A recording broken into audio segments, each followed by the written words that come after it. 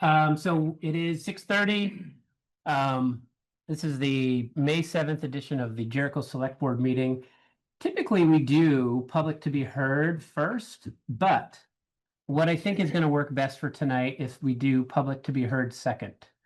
And so we're going to dive directly into review and approve adopting a parking ordinance for Old Pump Road. And I wanted to mention something. I have recused myself from this discussion and vote because I live on Old Pump Road. So I'm also gonna remove myself from the table. Thanks, Laura. I prepared a couple remarks that are from me that I wanted to cover first.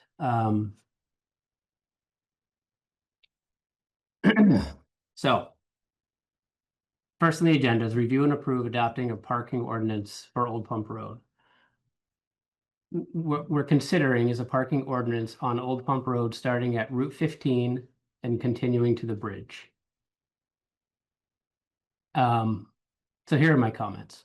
First, it's exciting to have the most popular creamy place in Vermont be located in Jericho. Since there's open litigation, please focus whatever conversation to the parking ordinance being considered, not on future parking lot plans or other things that are outside of the realm of the ordinance, please. The reason that this is being considered is only to address the safety concerns that arise when Palmer's is at its busiest, both in the congestion that can block the emergency vehicles from going down the road and the pedestrians emerging from behind a parked car into the traveled lane.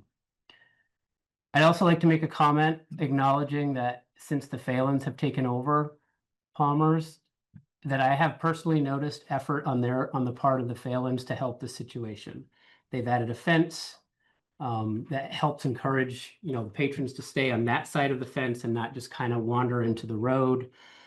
They've updated their Facebook page and their website, encouraging patrons to be respectful of their neighbors, giving them parking ideas, encouraging parking at JES. I even saw a reel last night I was shown by, I don't know where it was, one of the media platforms it was on. Again, this ordinance is really talking about the safety, to improve the safety in the area. So I would like to allow public comment from the public right now on this issue only. Like I said, we'll do public to be heard about other stuff after we get through this section. 3 minutes max for each person, please. Please be respectful. Please address the board and not each other. Please raise your hand and wait to be acknowledged by me, the chair, before speaking. With that, and I guess I need to talk to the select board first before I open it up. I thought it made sense, board, for us to hear from the public for a bit and then kind of deliberate amongst ourselves. Does that work for you, Peter, Amy, Chris? Yeah, that sounds good to me.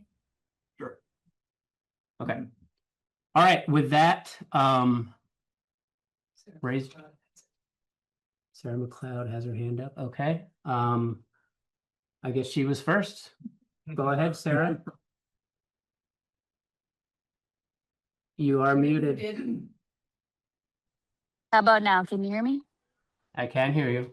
Fantastic. I'll be brief. I appreciate your comments setting the stage.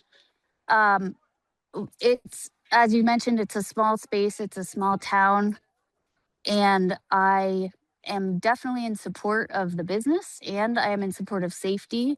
And I think in the interest of keeping the dialogue civil and keeping it positive, one thing that everyone like me who enjoys the Creamy Shop very much can do is to help propagate the message about alternative parking spaces. And when we brag about the Creamy Shop, which I often do, to just make sure that people know where to park. I think we're focusing a lot on the disagreement and we could be focusing more on the available extra parking right now in our dialogue as the first thing that we talk about instead of the drama. I think it's very important to have local business, and obviously we're so lucky in our tiny little Jericho Corners space where we have 5 gourmet food vendors and 3 restaurants if you count pizza.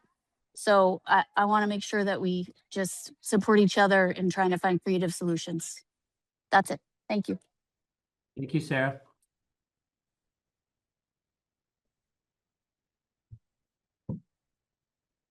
Lee, let's state my name.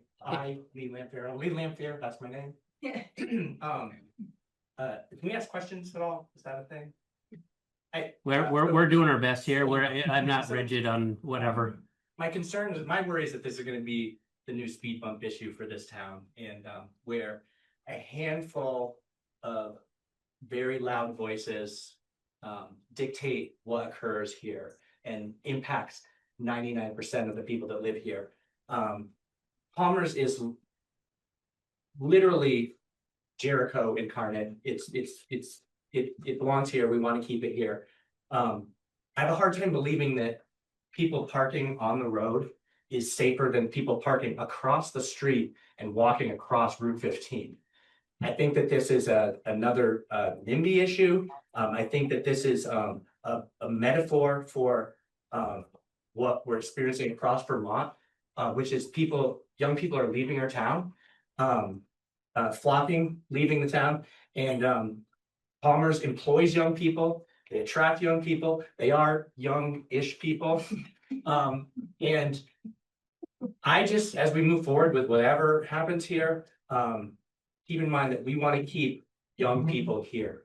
Old people who don't like creamies and don't like kids, you guys can pound sand. That's all I'm saying. Sorry, it's supposed to be about the issue. I was just going to alternate between online but I don't see any online. So go ahead. Meg Wilson. I live on Old Pump Road. We have 2 children, 8 and 13. And we love the Creamy Shop. We have lived here, been out for 10 years. My kids ride their bikes down to Creamy Shop all by themselves, back and forth. Old Pump Road is a very busy road as it relates to people, bikes. It's a cut through for some cars as well. In my opinion, a parking ordinance specifically, I don't see solves any part of the problem, similar to what Sarah was saying. I would love to work to come up with a creative, positive solution in order to both support the Phalans, who this is their family business, but also keep it local, right? I mean, that is the entire point of what we're trying to do here. And to me, the parking ordinance only, honestly, I think from a residential perspective, causes more issues than not. All of a sudden, you've got parking passes, you've got your family who has to have parking passes. Like, that just sounds like a headache more than anything. So as a resident of the road, as somebody who frequents the Creamy Shop very often, to me, this specific ordinance parking situation, I don't think solves anything. If anything, it creates more drama and more issues associated to the situation. Somebody has been raised on. Lindsay, go ahead. So I appreciate all the things that have been said so far. And I think just the thought of like young families in this community space getting ice cream, I mean, that's the bottom line of it. And certainly safety is really important. But I also have a different perspective. I live on Fitzsimons Road, and Mobs is a very, very busy place. Oftentimes on the weekend, there are cars parked along the side of the road. There are dogs off leash. There are children. So I totally also understand that perspective of the safety. But I drive the other way usually when I know it's going to be busy, and I know that might not be convenient for people on Old Pump Road, but I also know that that is another option. So there is another way out of that. So just a thought, because it's something that I have to remember. Oh, it's Saturday and it's beautiful. I'm going to go left instead of right out of my driveway, because I know there's families enjoying the Mobs farm, the upper and the lower. You know, in addition to that, I get random dogs on our property. We get random people on the property. And that's part of living in a beautiful space. And so I just definitely in support of the Creamy, but also just thinking about the bigger picture. You know, we live in this beautiful town with all these beautiful places, and we're lucky enough to have a place that is right next to an elementary school that all of the baseball kids can go to afterwards. And I can imagine that's a nightmare, but what a great community gathering space. And when I was reading through some of the town plan stuff today and thinking about how we're wanting to encourage people to come to our community, well, what are we doing here then? So I just wanted to share a different perspective from somebody who lives on a very busy road, especially when it's nice and people are there to congregate and enjoy the natural surroundings. So I think there could be a different way to deal with the parking at the Creamy, and I definitely am support of continuing to look at what that looks like. Thanks for listening. Thanks, Lindsay. Ma'am? Eileen Hout, and I live 2 houses down from Raheem Place. And for the record, I may be old, but I love ice cream. I love kids, and I love young people. I love the business. I brag about it to people that aren't from the area. We go to the Creamy Place ourselves. Those loud voices, try not to be loud. But you have to experience living 2 houses down to understand the impact that this business has had on our neighborhood. I would love another solution, and I'm in support of the parking restrictions if that's the best way to go. But if there can be another way, I'm all for that. I love having the business on our street.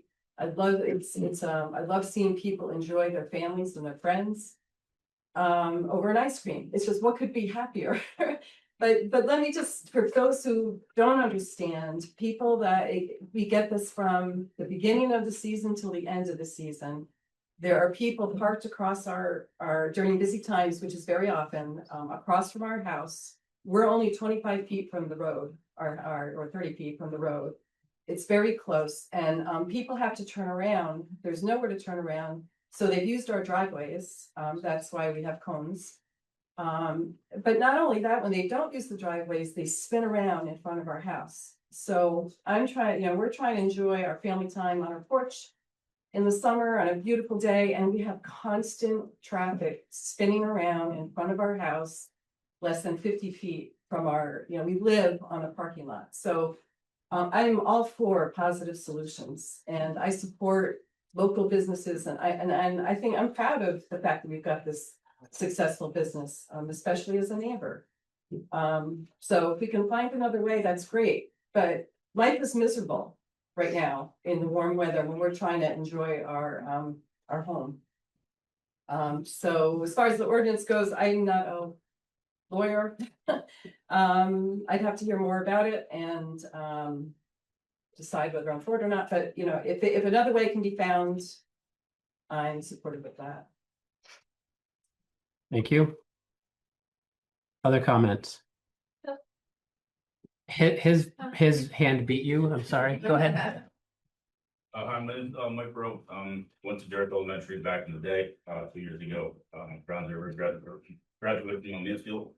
And when I was a kid, we spent a lot of time playing basketball over the elementary school, ride our bikes to Joe's, or when it was Mel's still. And so now what I see is kids from the elementary school getting over to Palmer's safely, whether it's class trip or a group of kids. I've never had an issue for it. I get the honk your horn sign, I drive a truck, so I get that when they drive by. So I think for me, it's just, it's a new tradition. Obviously snowflake chocolate's been around. But I think what Palmer's does is creates jobs for people, like high schoolers. Everyone's complaining about high schoolers don't want to work.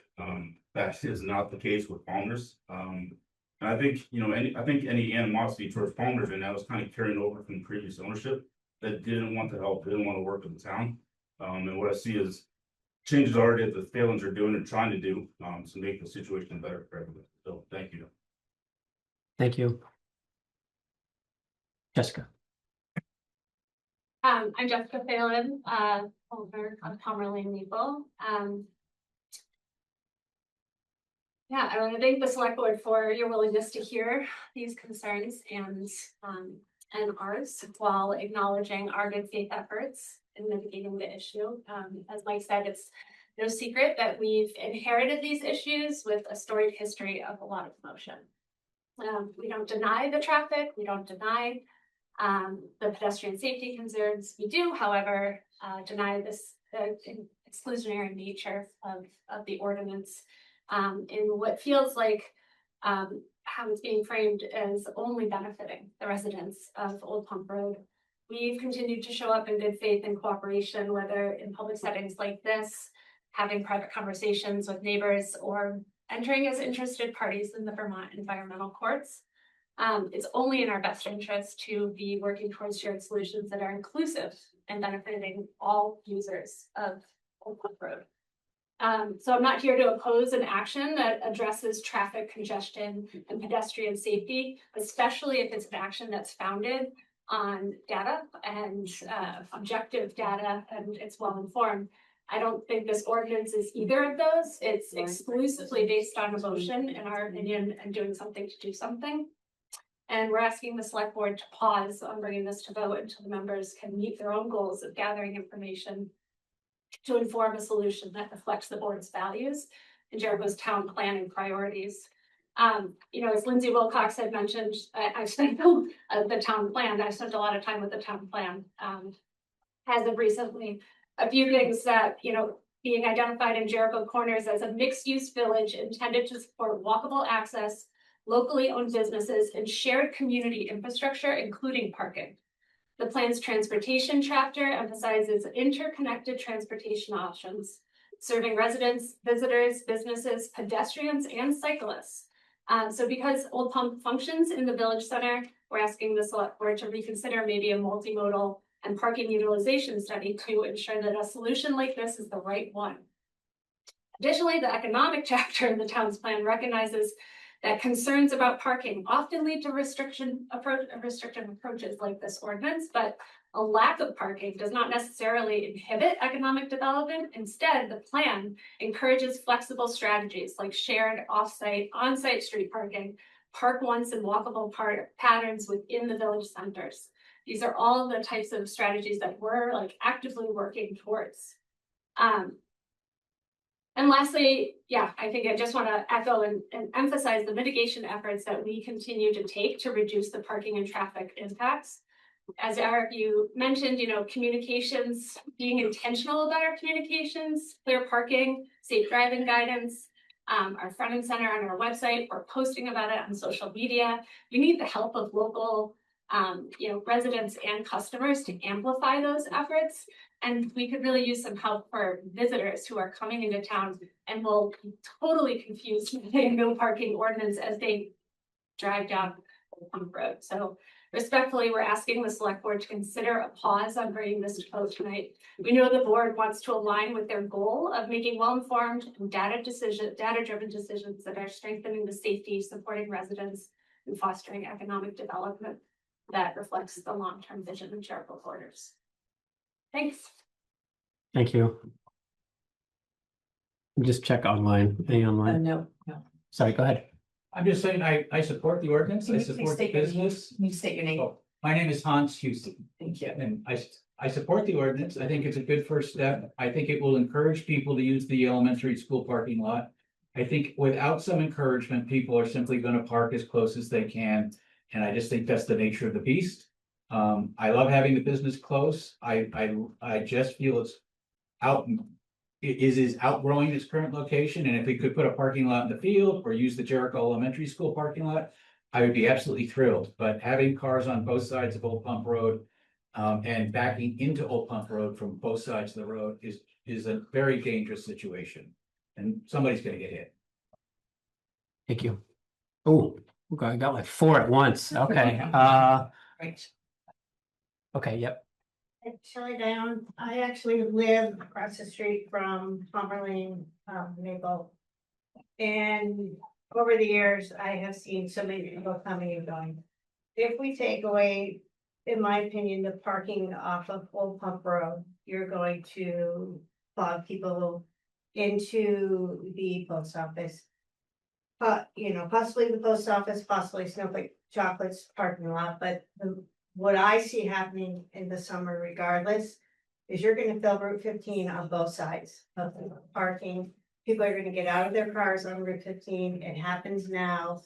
I'm not saying that it's, not dangerous to have people on Old Pump, but maybe we can be a little bit, as a community who lives in that congested place. I mean, I hear the kids, they're honking their horns all day long. They're excited, after 1,000 honks, do I get upset? Oh, I kind of laugh at them like, hey, that's great. Kids are out there, families are out there, they're enjoying family time. But I think that if we don't solve this problem, it's gonna become a bigger problem on Route 15. That's such a congested area with the school, with everything that's going on in that one little section, because people are not paying attention. Even right in my yard, there's a speed sign that says 25 miles an hour, and I watch tractor trailers 35, 50 every single day whipping by. Everybody whips by. And then you force parking off of Bull Pump, and they're gonna park right on Route 15. You're not gonna be able to pull out of Bull Pump anymore because you're gonna have the blindness of the cars, and I think that could be even more dangerous. Thank you for your comments. I saw a whole bunch of other ones go up. John, Here, I guess I want to know more about the. state your name for the, Sorry, John Abbott, I live on River Road 163.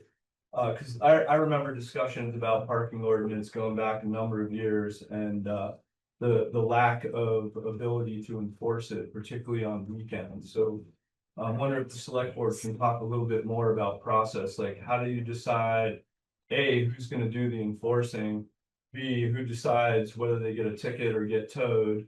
I also noticed some language about the Public Works Department and Fire Department being authorized to do towing.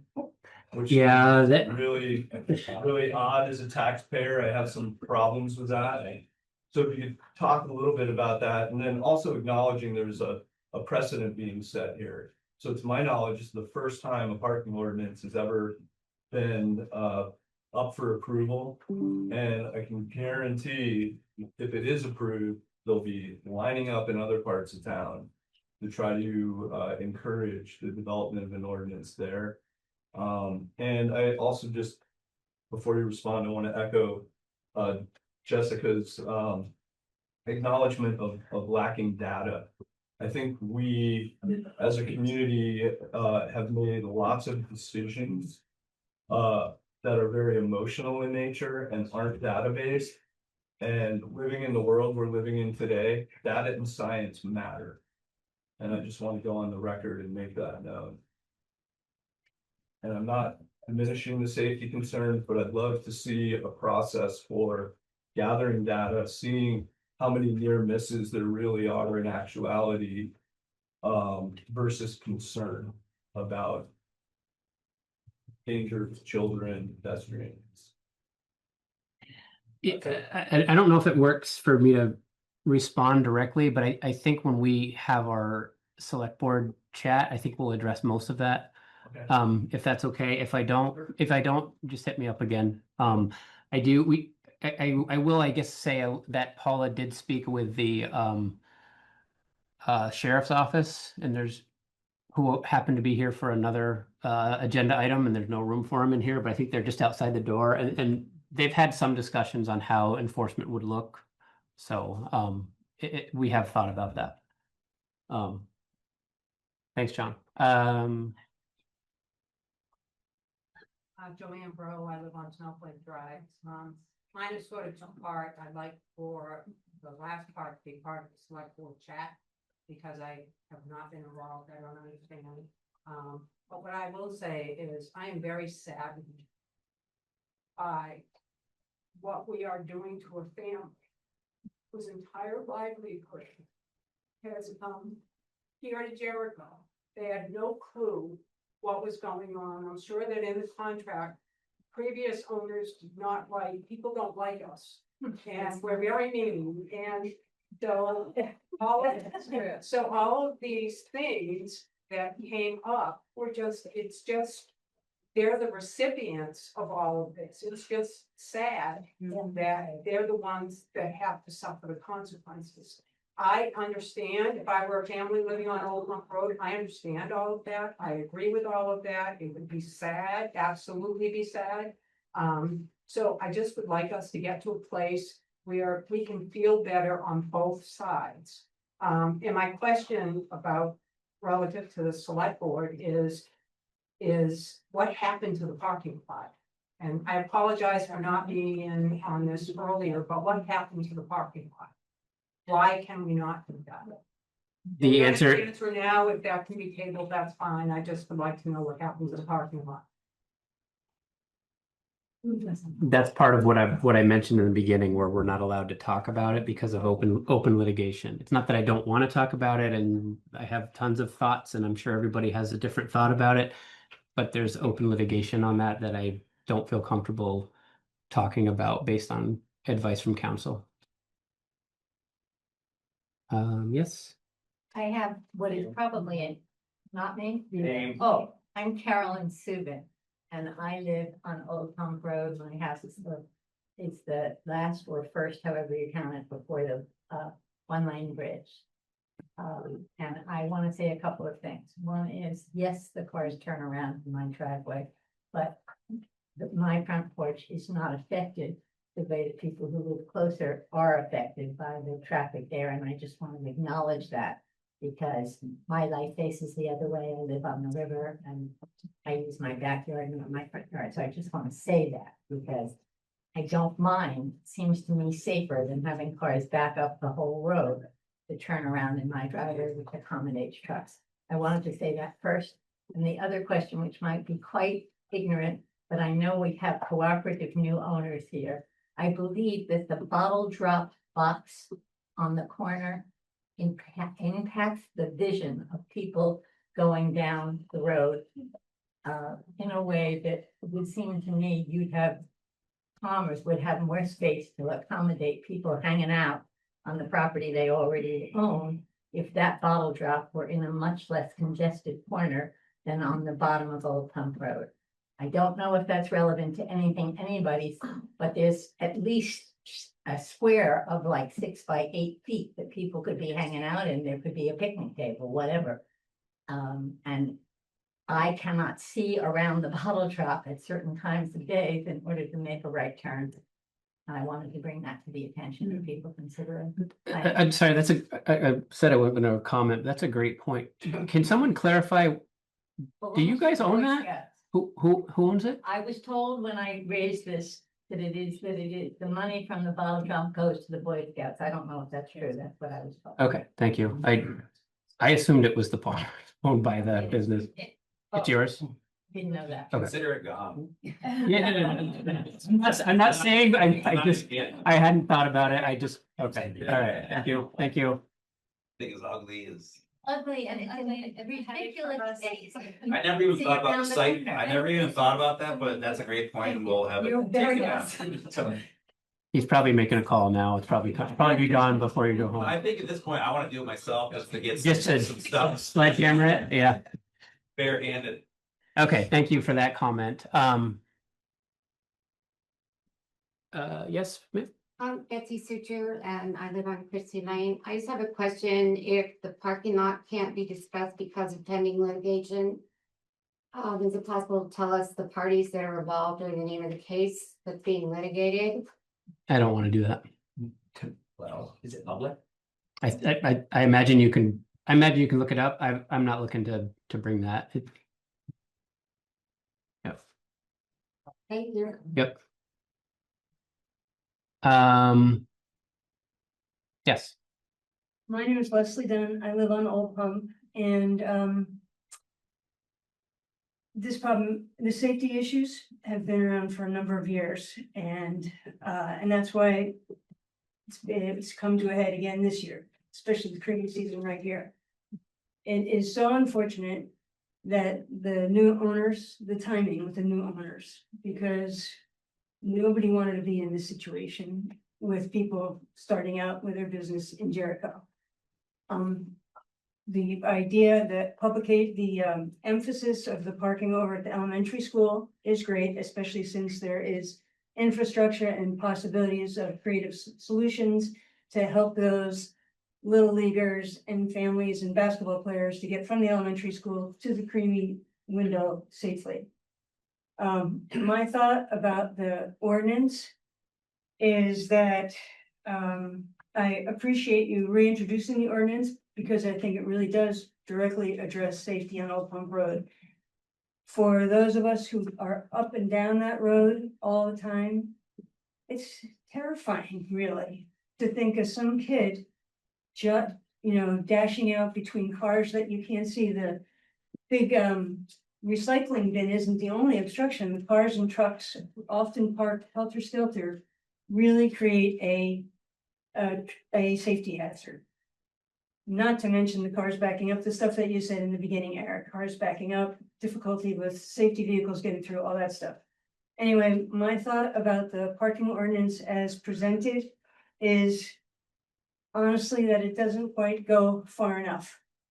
The parking, and it's only at a definitional issue, where the ordinance talks about parking on Old Pump. I think it also needs to talk about standing on Old Pump. Because we know that drivers will want to, not standing on their feet, standing in a car. I'll give you the definition of standing, so it seems less funny. Standing is defined as a vehicle remaining momentarily stationary to pick up or discharge passengers. So it really means standing on Old Pump Road we're trying to get rid of that. But, so my thought is that we know that drivers wanting to drop a passenger off to get online or drop a passenger off so they can go park will stop right in front of the building to allow that sort of people coming and going. Creates that backlog that's been a problem with cars not being able to turn onto Old Pump Road because people are stopped letting others come and go. If you haven't really experienced that, it's probably hard to imagine, but it's a very small space with a lot of traffic. So, avoid that just in the definitional section. Paul, if you could. Can you scroll down just a little bit? Where it talks about park or parking is the stopping of the vehicle.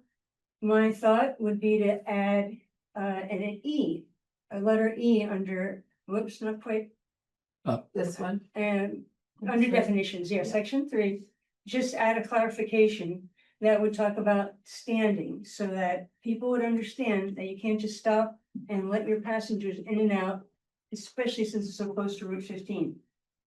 And then in keeping throughout the rest of the ordinance, any place where it really talks about parking comes up in signage, it comes up in the definitions and outlining the no parking areas should just be amended to include standing.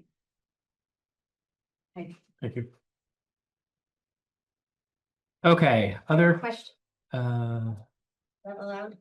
sure. Well, I'm just curious, I don't think I've used my full 3 minutes the first time. Cause I just want to restate, I live on Old Pump Road. My husband and I both drive. We have 2 children that play 4 sports. I drive Old Pump more than you've probably seen me more on that road than anybody. And coming out that way every single time. I've never experienced an issue where I felt like I was going to harm a child, a human. We live on a dirt road in Vermont. You drive slow. I grew up in Vermont. I know how, that is what you do. So I guess I want to go on record and say I live it and we drive it constantly and I've never experienced that. Sorry, and the kids jutting out from behind cars argument is just so bogus to me. Like, we go to the mall, there's parking lots everywhere. There's parking, parents are in charge of their kids. They're in charge of keeping their kids safe. There's not this chaos happening on this road where people are just letting their kids run around and weaving in and out of cars. Okay, hold up, everybody. Let him speak.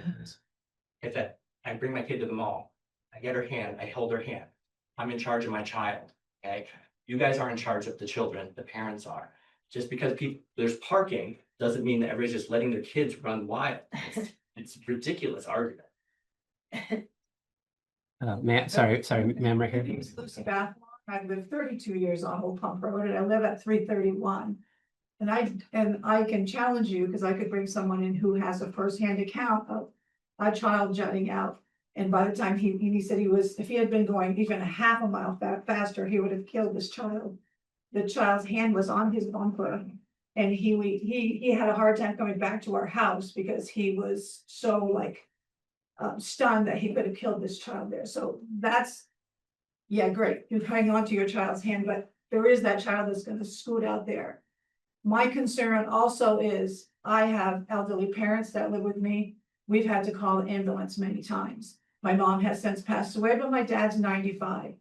And we have had many, many times where we've had a hard time getting through. And my thought was always, if I had to call an ambulance for my dad and it couldn't get through and he died, who do I sue first? Because this is not right. They should be able to get down the road. So I have no problem with the creamy stand. We like it too.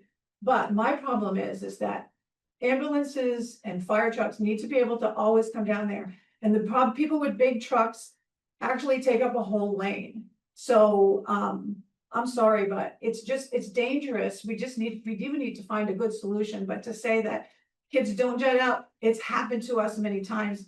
I have been stopped on my way home from work. And I rolled down my window and I said, what do you want? They're like, oh, we just want to know if you want ice cream. I'm thinking, somebody's gonna hit me from behind getting off of, Route 15. Because you stop me here because you think I want to order ice cream from my car window. I mean, I'm sorry, but that's just wrong. So, so it is dangerous. It's got to be moved away from the corner. I mean, it just has to. Thank you. John Sayer. Hey, hold on, Eric. Lindsay Wilcox has had her hand up for a very long time now. Lindsay's already spoken. Lindsay, I'll come to you after, okay? Apologies, written it down so I don't stumble too much over my words. I'm speaking today to express my strong opposition to the proposed ordinance for, I have great respect for my neighbors on Old Pump Road and acknowledge the creamy crush, as I saw 7 days put it, creates real changes in neighborhood traffic. I believe that this ordinance is the wrong tool for several reasons. First, practicality of enforcement. This ordinance would place an undue burden on our town's resources. We don't have a parking department. And expecting the sheriff to monitor Old Pump all day, every day is not a good use of taxpayer dollars. And to that point specifically, we should not pass ordinances that we cannot consistently or fairly enforce. I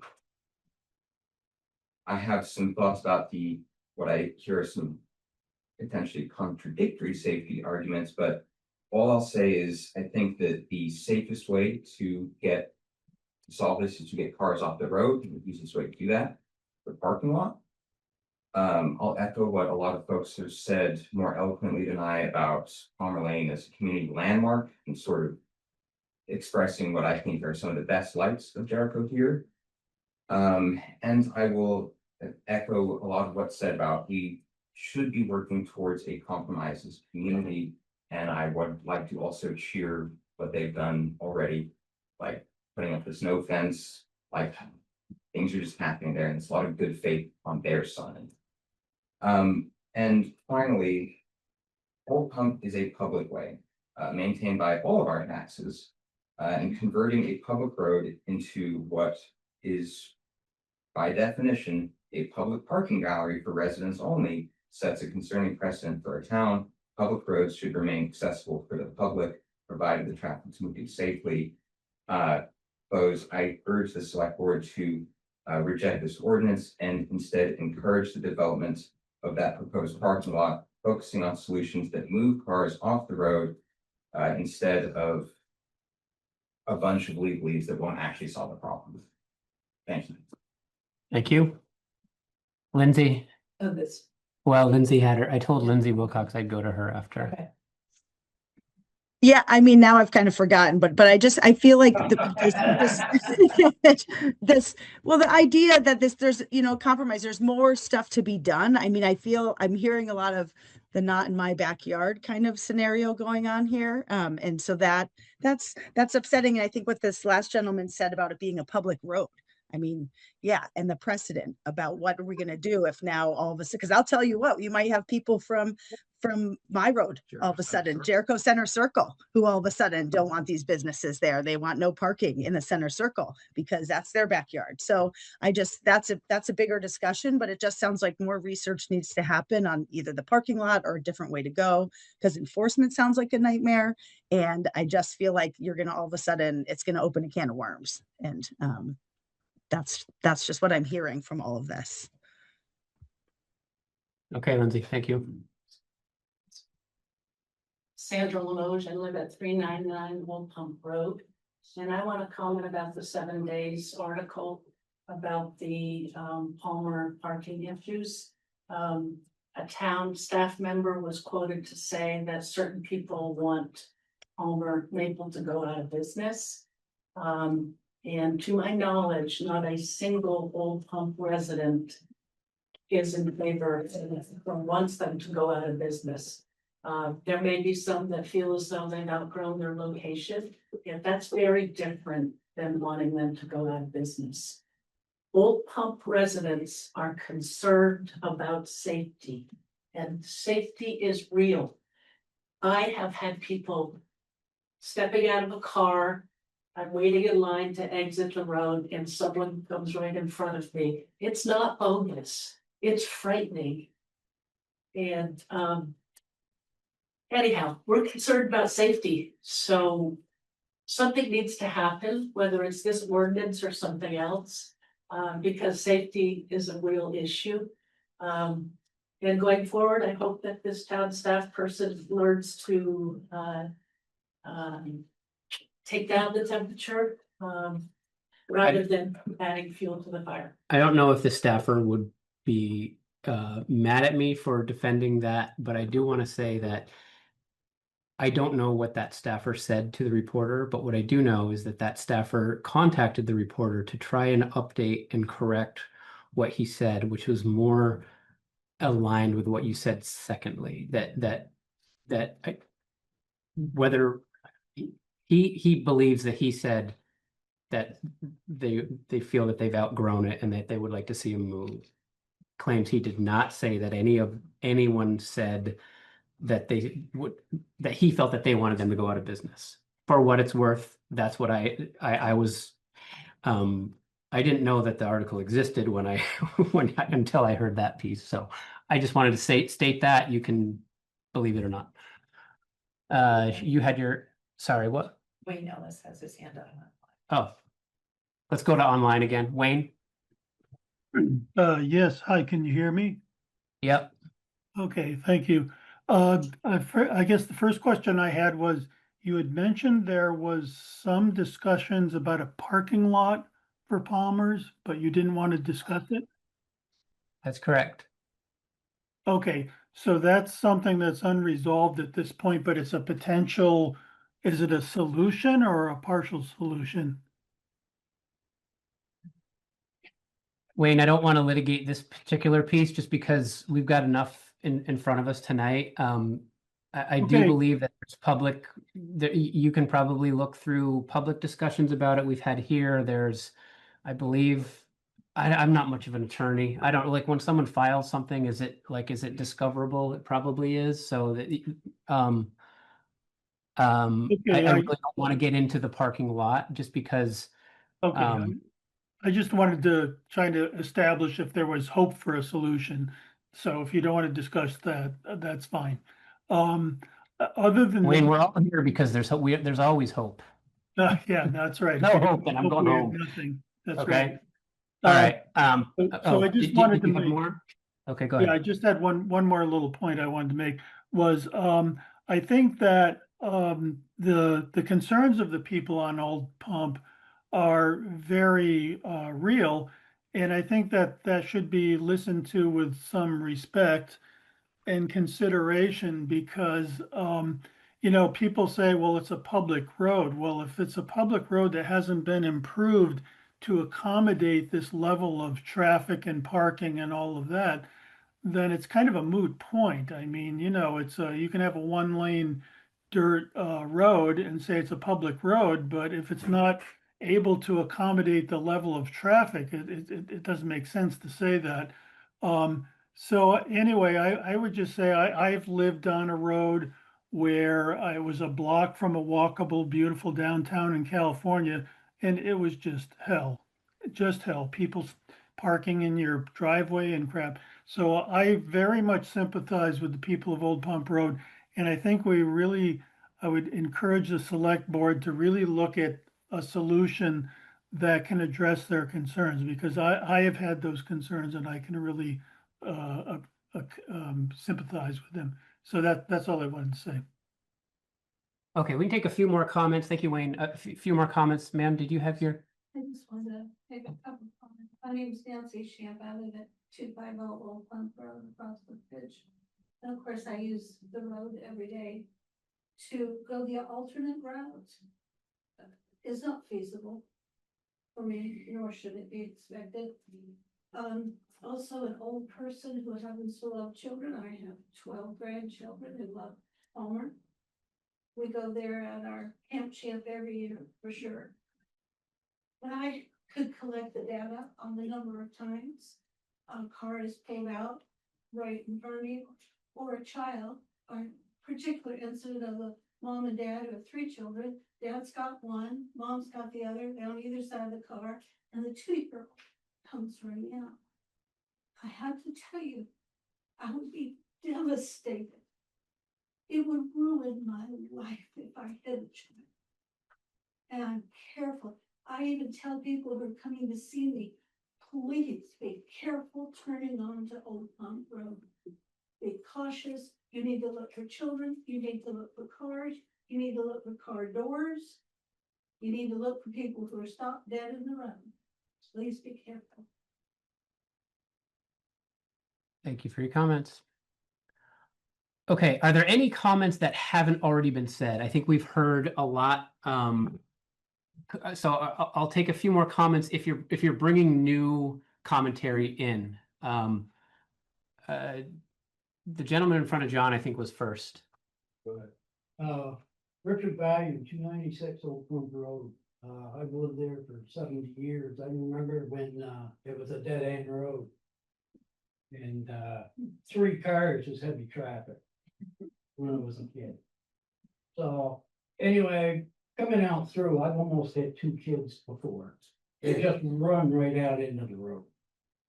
And the creamy stand, when it was just a maple, it wasn't bad. But when it was a creamy stand, I just wondered who gave them the permit for that without having parking already there. Joe's has to have their own parking. Villages have their own parking. Most businesses have their own parking on their own premises. So why doesn't the town of Jericho sell Palmer's the piece of property on Packard Road so they can build a brand new place right there and have parking right there? Thank you. John, you got something new? Yeah, just a question. I remember there being dialogue about paving the section of road between the bridge and Route 15 as a way to more clearly indicate to people, particularly from out of town, who enter and don't understand they're not driving into a parking lot. Yep. Just wondering if that discussion is still happening, if there's any energy or interest on the part of the select board in pursuing that. It came up last year. I think before it was when it was still a 3-person board, maybe. I'm getting my time wrong. And we were gonna do it, and then it didn't end up voting. I don't know. We got a lot of pushback, and then the select board didn't vote to do it. It was So- our first one as 5, Eric. What? It was our first vote What- as 5. It was the first vote as 5. Oh, it wasn't for, okay, cool. It'd be worth considering, I think. That always seemed like a sensible first step is. I do like how the lines kind of delineate that you're a road personally. Yes. Personally, again, I don't know. Okay. Thanks, John. And then I'll do one more. Is this new info or? Yeah, it just definitely heard brought up, has anyone considered just having no parking on one side of the road? Can you just state your name? Oh, sorry, Betsy Suture. Okay, thank you. Has it been considered at all, like having no parking on one side of the road, or that alleviate the congestion if there was no parking on one side? I don't know, maybe. Okay, select board, I think it's our turn to start chatting now. I appreciate everybody's comments. It means that we need to have our, we're not allowed to talk about this stuff until we're in a public session. I don't know what Chris, I don't know if Chris is gonna vote for, or even make a motion to do it. Tonight is about considering this. I did take the time with Paula to come up with a draft, so we have something tangible to do. It doesn't mean this is what's gonna go. It doesn't mean it could be modified. Really, taking all that commentary was to let people be heard. The decision belongs with us because Laura is, recusing herself. So it's on the four of us to make a decision, not make a decision, punt it. But I would like to hear from my colleagues on the select board to see what they have to say.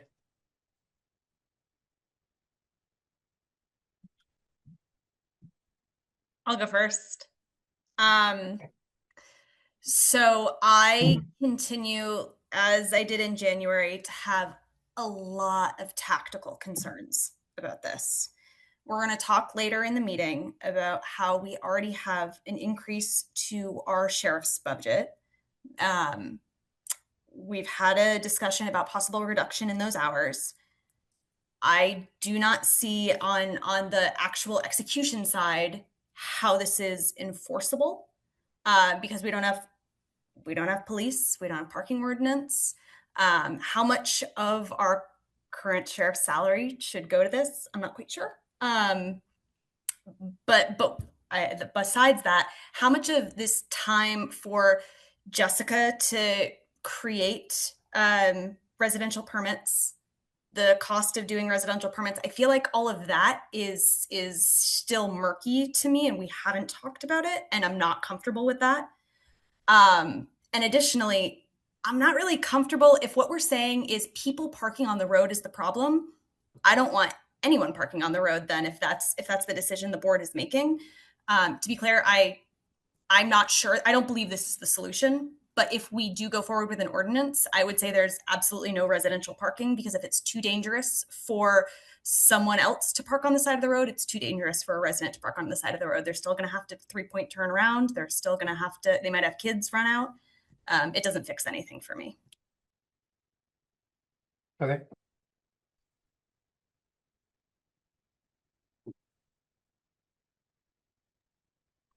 I'm happy to jump in. Can you guys hear me okay? Yep. So I jotted down some notes while folks were talking, and I guess my first thought is that and this is sort of to the public, that I really appreciate that the vast majority of people were really able to talk in a civil way and not target one another, and sort of come at the conversation, I think, with some, I don't know, seriousness and appreciation for the challenge that this kind of small issue, what feels like a small issue, can be huge in a tight community. So I appreciate that. So some notes I jotted down. Data is really hard to collect. If the data collectors come out on an overcast Wednesday, they're going to get one kind of data. And if they come out on a 85 degrees Thursday at 4 p.m., they're going to get very different data. So it's really, really hard to my mind, it's really hard to collect data in a way that's going to inform the conversation. What I can say as someone who drives by on 15 frequently and always looks down that road every time I drive by, and have looked down that road every time I drive by for the past 3 years that I've been on the select board, I do not think it's safe. I think that through no fault of the Phelan's, people who come from all over the state and arguably even outside the state treat that space as a parking lot. So to my mind, this is not a NIMBY situation. I don't come to this thinking, oh, those poor people on Old Pump Road, really, this must be annoying for them. We should change it. I feel that it actually is an unsafe situation. And to some of the, well, I guess I won't comment on comments that were made by the public. That's sort of where my head is at right now, is that I was very disappointed when our lawyer told us that we couldn't speak with, we had talked about having the Phelan's and the select board and some representatives from Old Pump get together and have a conversation. And at least our lawyers, and maybe all the lawyers of those different parties, sort of said, you guys can't do that because someone's going to say something in there that is going to come back and bite one of the lawyers in court because there's litigation going on. I feel that the parking lot is the answer. And Eric, I know you said not to talk about that, but since Bill brought it up, I want to kind of address that the select board has no ability to do anything at all regarding the parking lot. Even if it wasn't in litigation, even if it was just happening, that's a private matter that private citizens are doing or not doing, and the select board has no say in that whatsoever. So my feeling is that that I feel like it's a safety issue that the select board needs to address. And I am 1,000% open to tabling this for a period of time if somebody has some ideas on other routes besides this parking ordinance. But for folks who are new to this conversation, which I think there are some folks in the room who are new to the conversation, we have been talking about this for 3 years and have thrown out lots and lots of ideas that have not taken hold for one reason or another. So the select board, we didn't sort of get this request for an ordinance and we went, oh, hey, let's do this. Like, we've been wrestling with this for my entire time in the select board. And I think I can speak for all the select board that if somebody has a solution that will make everybody happy or make everybody a little bit unhappy, like I'm all on board with that 100%. So I'm just sort of vomiting out my thoughts right now, Eric, just so that, because like you said, we have to talk about this in public, which is awkward. I wish we could talk about it privately and not have to do this public sort of explanation of our thoughts, but that's where I'm at right now. So I'm new to the select board, relatively new, and do not have all the backstory. To me, I would echo what Peter said. I wish we could handle this in a more informal kind of small town way and get together with the parties and have a conversation and work towards a solution. I think that, to me, the parking ban is an imperfect solution, but what it signifies to me more than anything is the seriousness of the situation. And I think that's something we all need to bear in mind. And if this isn't the right solution, I hope that it inspires a collective effort to move towards the right solution. And I guess I feel, again, not knowing all the backstory, but I would like to know that the new owners are doing everything that they can think of to sort of make the situation better. So I guess that's kind of where I'm at. Yeah, so I shared some of my thoughts before, but yeah, I've been constantly thinking about this issue since I've been on the select board. I think it's been more than 3 years. It's definitely the one that it's the most challenging thing to be on the select board about. Like, it's, if there was an easy answer, like people that keep saying like, oh, just there's an easy answer out, like we would have found it. Like nobody wants to come up with a terrible solution. But doing nothing doesn't feel right. Imposing a parking ordinance right in front of a business who just got bought doesn't feel great. you know, there's legal challenges to doing some of the other things that, like Peter said, even if there weren't, they're not ours anyway. So, you know, I hope people, you know, I know people are, you know, passionate about this, and you know, I really am proud to have the Creamy stand here, but I just don't want people to think like, oh, they just did this because it was an easy thing to do. We've had like 7 of these meetings. This is the most popular one as far as attendance, but sometimes these are 3 or 4 people in here, and you know, passionate people that are concerned about, you know, one way or the other. So whoever's saying that there's an easy answer out there, please tell me right now. Like, other than the parking lot that I'm not allowed to talk about, other than that, tell me the easy answer that's better, and I'll do it. Not me. I don't get to decide, but I would consider it. But please. Peter, I want to speak to your comment about data collection. Something that I did say in my statement earlier was that I spent the last week, you know, consulting with representatives from the Chittenden County Regional Planning Commission, from Local Motion, from other representatives from transportation experts from other towns. And yes, your point, Peter, is like, sure, it could be skewed, right? Depending on the time of day they come out, the weather, and what business looks like. But to my understanding, what I gathered from those 3, you know, which I think are experts in the area, you know, you do a real parking utilization study or a traffic count. It is done over seasons. It is looking at variations of peak seasons of the business. It is not just done during the summer, it's done during the winter. So it is not just a, hey, we're going to come out here for, you know, 6-7 days this summer during and hit peak season. It's not a one, it is a very calculated and strategic. I know that the Chittenden County Regional Planning Commission has been connected to potentially do this work for Jericho, and I'm not sure where it fell in the history of all of this, but it is not a one and done deal. So I guess I'm just pushing back a little bit on data collection and how it can be done well.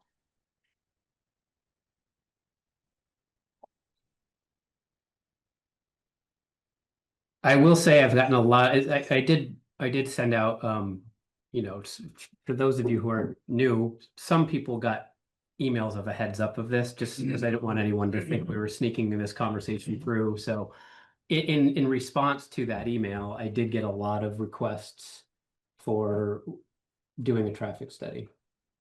I'm with Peter. It's just, you know, having said what I just said, do you know how much flack we get for how many studies we do? Like we just like we get accused of, oh, if you can't make a decision, punt it, do a study. And you know, we did that for 10 years with wastewater. Now we're trying to like actually go forward. We're taking a few more steps. So maybe I'm just explaining my previous hesitation to studies of exactly what Peter said. I don't know how you design a study where you're like, okay, surveyors, I need you to come out there Friday afternoons at 6 and on the weekends. And maybe there's a very good way to do it. I'm just skeptical of that data. All that aside, I wouldn't be opposed, but it feels like doing that is allowing another season of danger to go forward. I don't know how you feel about that, Chris or Amy or Peter, but Well, I'm a fan of data and evidence. Yep. And I'm not afraid to do another study. You can tell people I suggested it if you want, but I happen to believe that the people doing the study would be wise professionals and could understand that doing it on an overcast day is not the right. Anyway, I would trust the results of the study. So I would be in favor of that approach, but at the same time, I would also like to know that all the parties were, in the meantime, were doing everything that they possibly could to keep this, to address the safety issue, because I do believe that the safety issue is real. You need, and sorry, was I- Go ahead, Amy. Yeah. So I guess tell me more. Say more. Like what is in your head for what both parties could be doing? Because I'm talking to looking me? for ideas. Are you asking me? Yeah, I'm asking you. Oh, yeah. Well, so for example, what about a crossing guard or, some staff to help adjust, direct people and cars during peak times? I mean, and my understanding is that that's, not, that to get the training for that is not an onerous process. So, for example, that would be one thing that might make a short-term difference. What about a community team that helps with this problem? People volunteer to stand out there and help. Jeff, I'd like to. It's not that I don't want to hear what you have to say. It's just we're trying to do the select board part. I do think it's important to allow the Phalens to respond to Chris. Do you have a response to Chris? That was on the tip of my tongue. So do you have a response to Chris? Hiring or doing some in-house or getting some in-house staff trained to do that. We'd be interested in like anything, just exploring any option, whether it's feasible or not. Just it being this preliminary, we're open just like anything to exploring, but it's one of those things where if it comes to a point where it's not either, cost effective or realistic, or the training is, anything, a multitude of things. I'm not familiar with what it takes to train somebody like that or what have you, but certainly, I don't know if that's going to really solve the problem per se, but also again, open to, Well, yes, and I would not expect that to be a long-term solution, but I might expect it could help bridge a short-term gap before we get to a better solution. And we're talking about how dangerous and unsafe Old Pump Road is.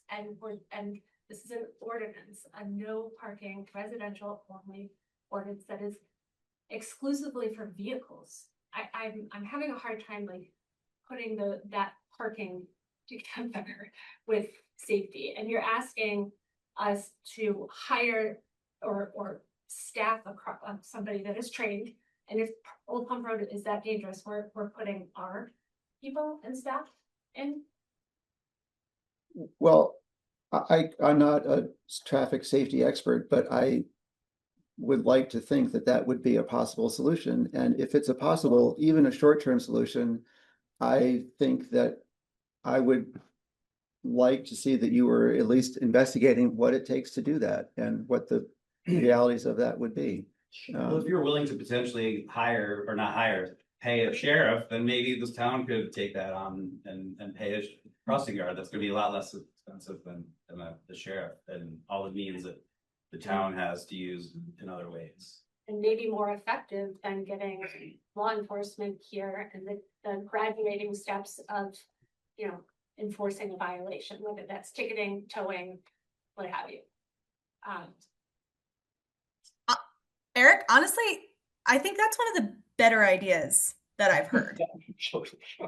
I like the idea. Sorry, go ahead and continue. Oh, no, that's the end. Okay, that's not a high wage job, and it's part-time, and it's in the summer just for a couple hours a day. I am much more keen to do that than pay $85 an hour for the sheriff to then not give, for the rest of the town, keep safe and watch our streets and create a job. I would be much more keen. Are we talking about, sorry, are we talking about I maybe missed something. Are we talking about the town providing a crossing guard? Correct. Okay.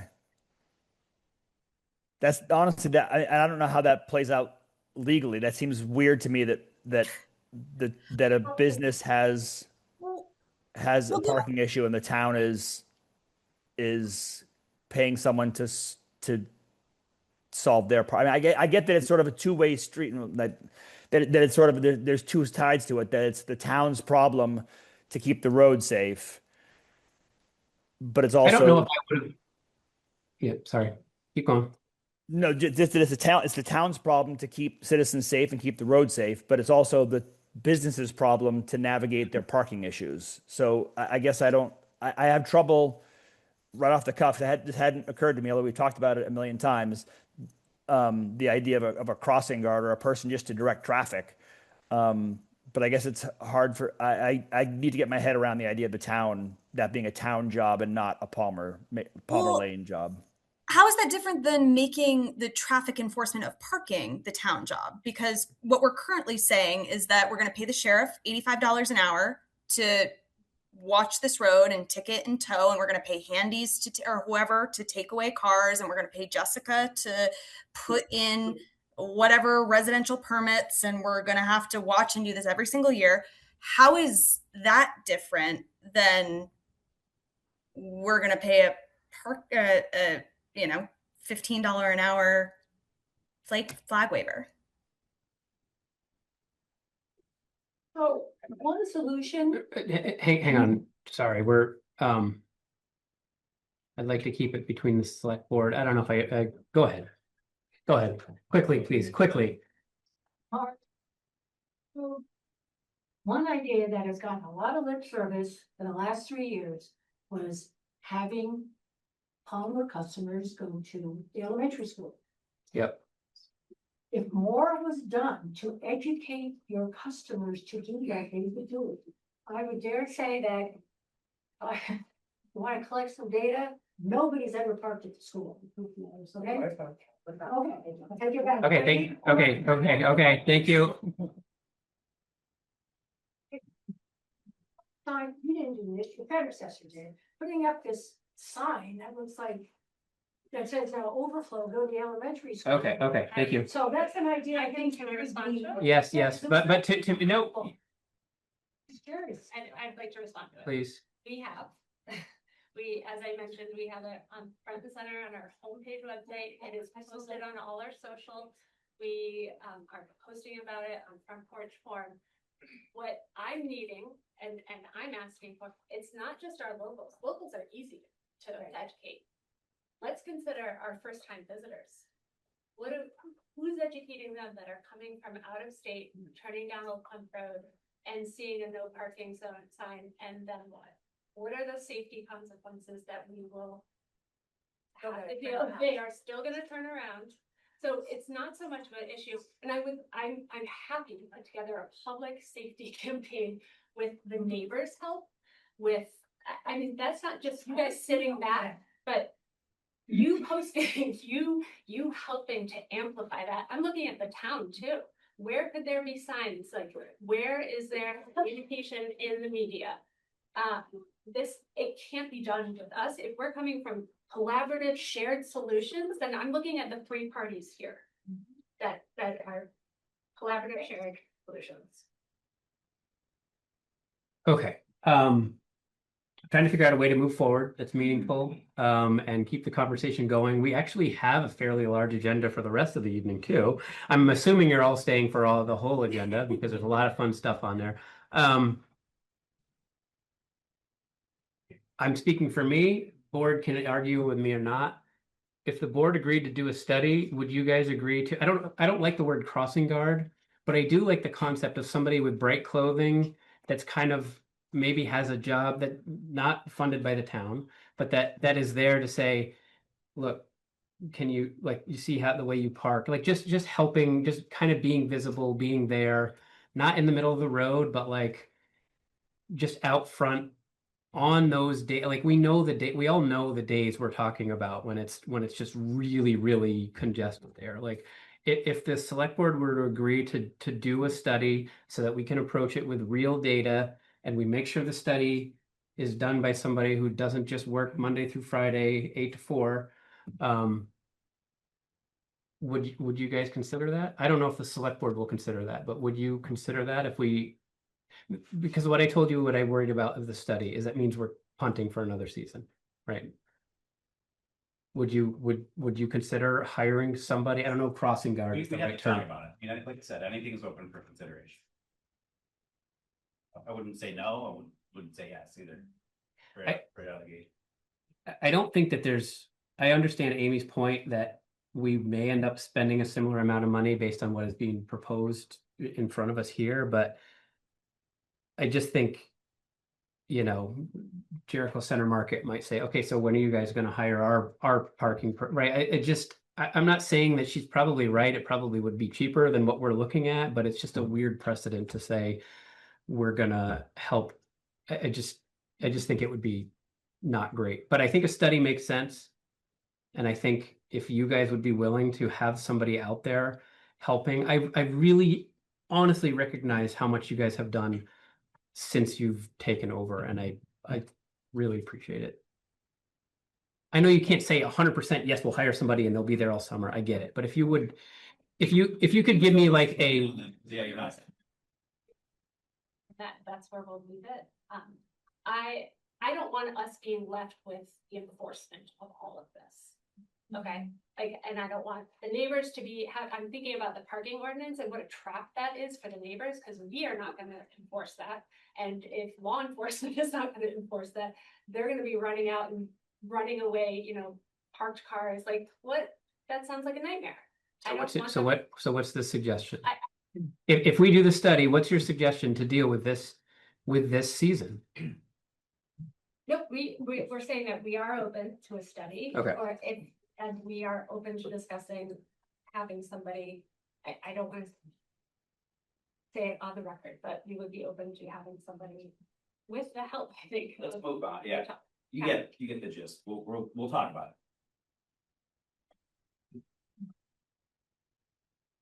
it. I would support that concept. There's one way to do it officially. Let me jump in before it sounds like Chris is maybe working on a motion. I just want to, my concern is that if we say, okay, we're going to do a study, and I 100% get Jessica and Dan that you guys can't say like, yep, we'll do that. That my concern is that if we say we're going to do the study and then we table this ordinance and then you vote, I guess we need to have a conversation of some, maybe a private conversation about that process. Because my concern is we say, yep, we're going to hold off on the ordinance, we're going to do a study, and then we get deep, and then we end up with another season of chaos on the road. And now, and Eric, and probably shouldn't say this in public on the record, but whatever, maybe we should just tell our lawyer to lump it, and we're going to sit down with people and have a 3-way conversation, and we'll record the conversation so our lawyer will know what's said or something. It just feels like,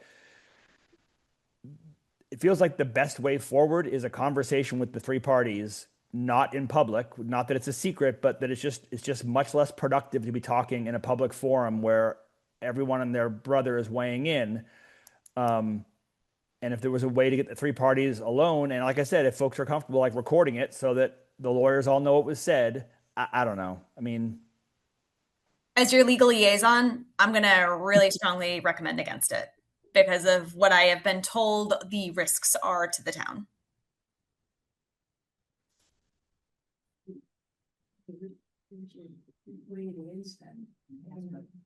Instead someone of doing speaking, a you can't hear you. why don't you put up 2 or 3 cameras? 24-hour cameras where you can go around the internet and see what's going on.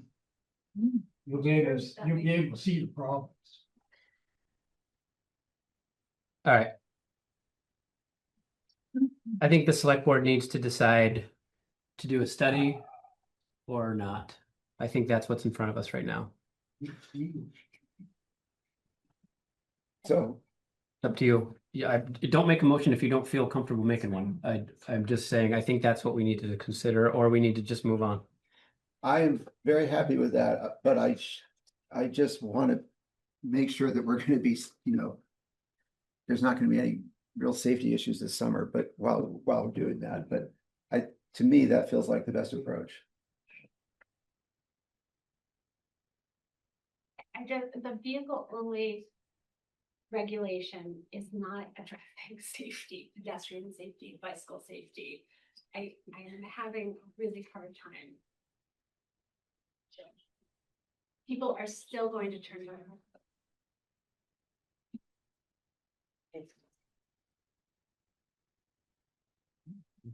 I could do a Okay. study.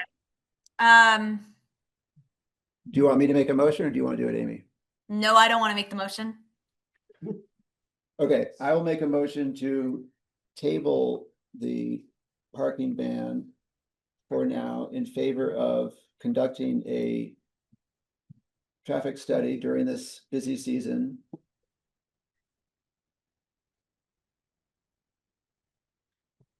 Nothing else? Is that it? I think that's it. Yeah. I will second that motion. Okay. Before we vote, All those- Eric, before we vote, I have a question.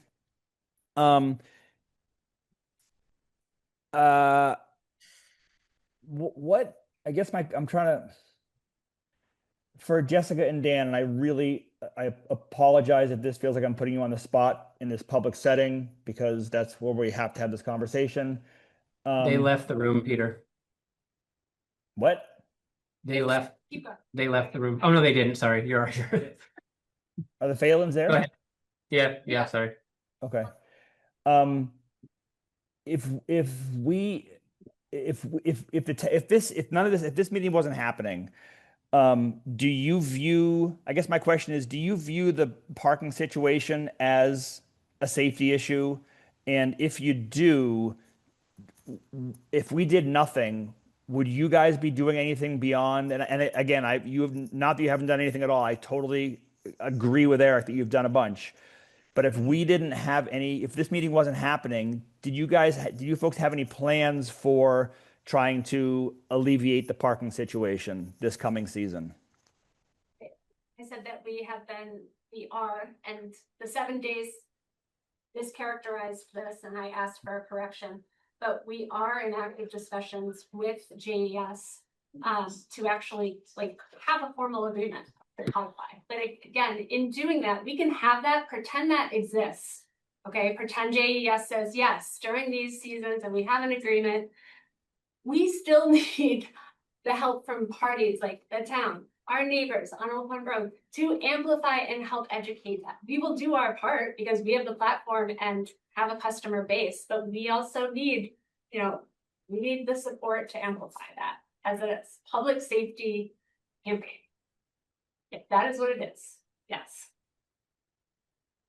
Okay. I know we have a motion in a second, but I think that with Robert's rules, you can actually still discuss stuff before you actually vote. And I just want to say, before folks pull the trigger on this conversation, that I feel comfortable with the idea of a traffic study, and I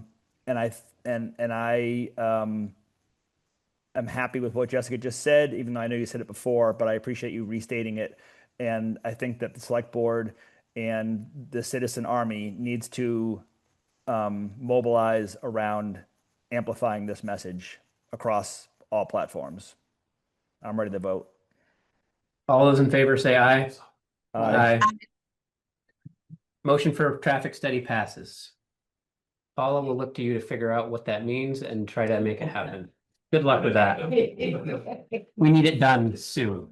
Yes, sir. Thank you, everyone. I agree with Peter. I think people were very civil, and I appreciate that. And Thank you, everybody. thank you. Hey, as folks are clearing out, I'm having a little bit of trouble hearing. So when people are going to be talking outside after this next part of the meeting, can people leave the room and maybe close the door? Also, I think it's proximity to you guys, because it's really hard to hear whoever was in the back of the room. Yep. Okay, sounds good. So if Yeah, there's well, you fallout, guys get to sit in Chicago for that whole thing. So look at how much sympathy I have. Look at how sorry I feel for you I guys. would Oh, much rather be in my seat. Come on. I would much not. rather I'm be happy to inside. be here in Chicago, having been to the Cubs game, having a beer a couple hours ago. Peter, where are you? I'm in Chicago Where? at my daughter's house. We're dog sitting for my daughter. We're in Oak Brook right now, Is that in Chicago? yeah, it's Chicagoland, Oh, okay. just outside of Naperville. McDonald's headquarters out there. No, but many McCormick headquarters this year. I don't know. Okay. Right. All right. Next on the agenda. So now I'm going to go into my typical spiel. In order to make our meetings more efficient, we are limiting public comment To the beginning of the meeting, the public to be heard session. Tonight, we will be allowing commentary on the clarification of Act 181 and the 105 Bolger Hill Road Development items. Other than that, if you want to talk about anything on the agenda,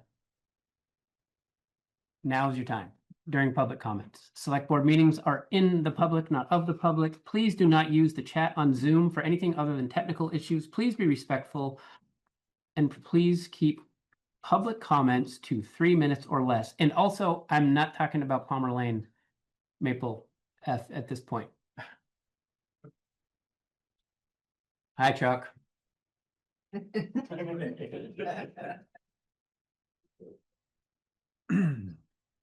want to, there's some new census data out, and I want to share with you some census data for Jericho. You know that the enrollment in our schools is dropping about twice as fast as a whole. MMU is down 37% in terms of enrollment over the last couple decades. On from 1,015 students to 675, and about 10% of those are then tuitioned out, many of them for programs that we don't have enough students to offer.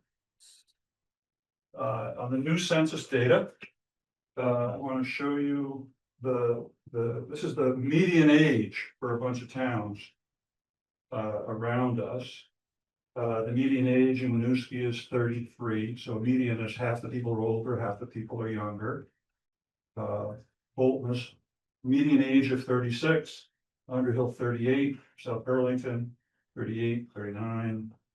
The median age in Jericho is 50 years old, which is old. The only older town is Charlotte. Jericho and Charlotte are kind of 1 and 2 in terms of exclusivity and keeping out people with regular incomes. We're 1 and 2 in terms of the lowest percentage of children eligible for free and reduced lunch. We're 5 years older than MMU district, and we're 10 years older than towns that allow starter homes, which is something that we don't. Jericho also has a high fertility rate among the women who live here. Women of childbearing age in Jericho have 50% more children than the women in Chittenden County as a whole, and 30% more than Vermont as a whole, which is sort of sounds contradictory because our enrollment's dropping. The reason enrollment's dropping is we don't have many women in their 30s because they can't afford to live here. This is the percentage of women in their 30s in all the various towns. So 29% of the people in Bolton are in their 30s. 23% Winooski, it kind of goes down. 15% of the people who live in the MMU district are in their 30s. And it kind of goes down. Jericho is at the bottom. Only 9% of our residents are in their 30s. That's because people in their 20s and 30s can't afford to live here.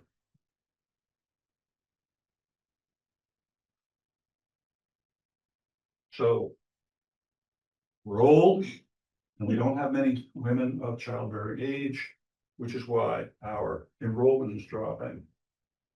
This is another thing that was in that I found interesting that was in the new census data. This is the percentage of housing that is rentals.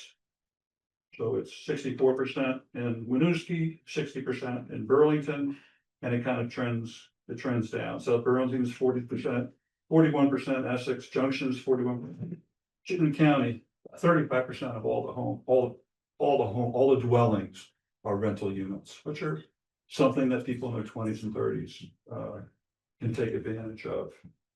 27% of all the dwellings in Vermont are rentals. Chittenden County is 35%.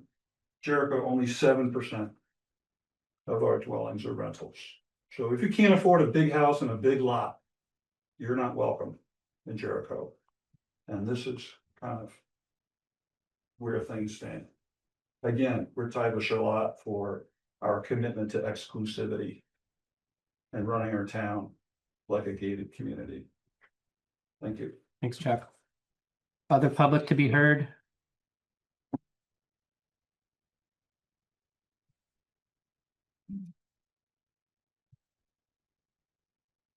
Wayne, you still have your hand up. Was that up from before?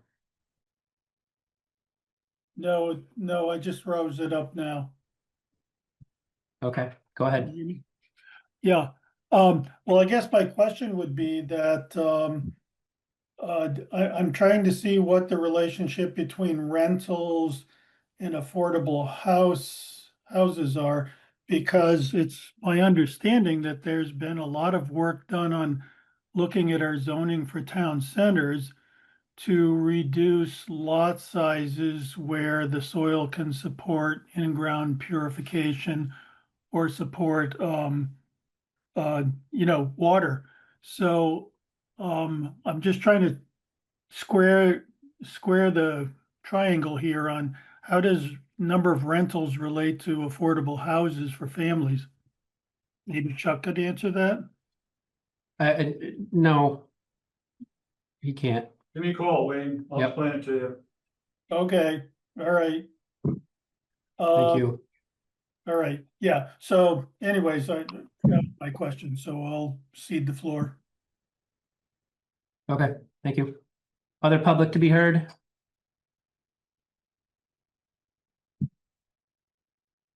Okay.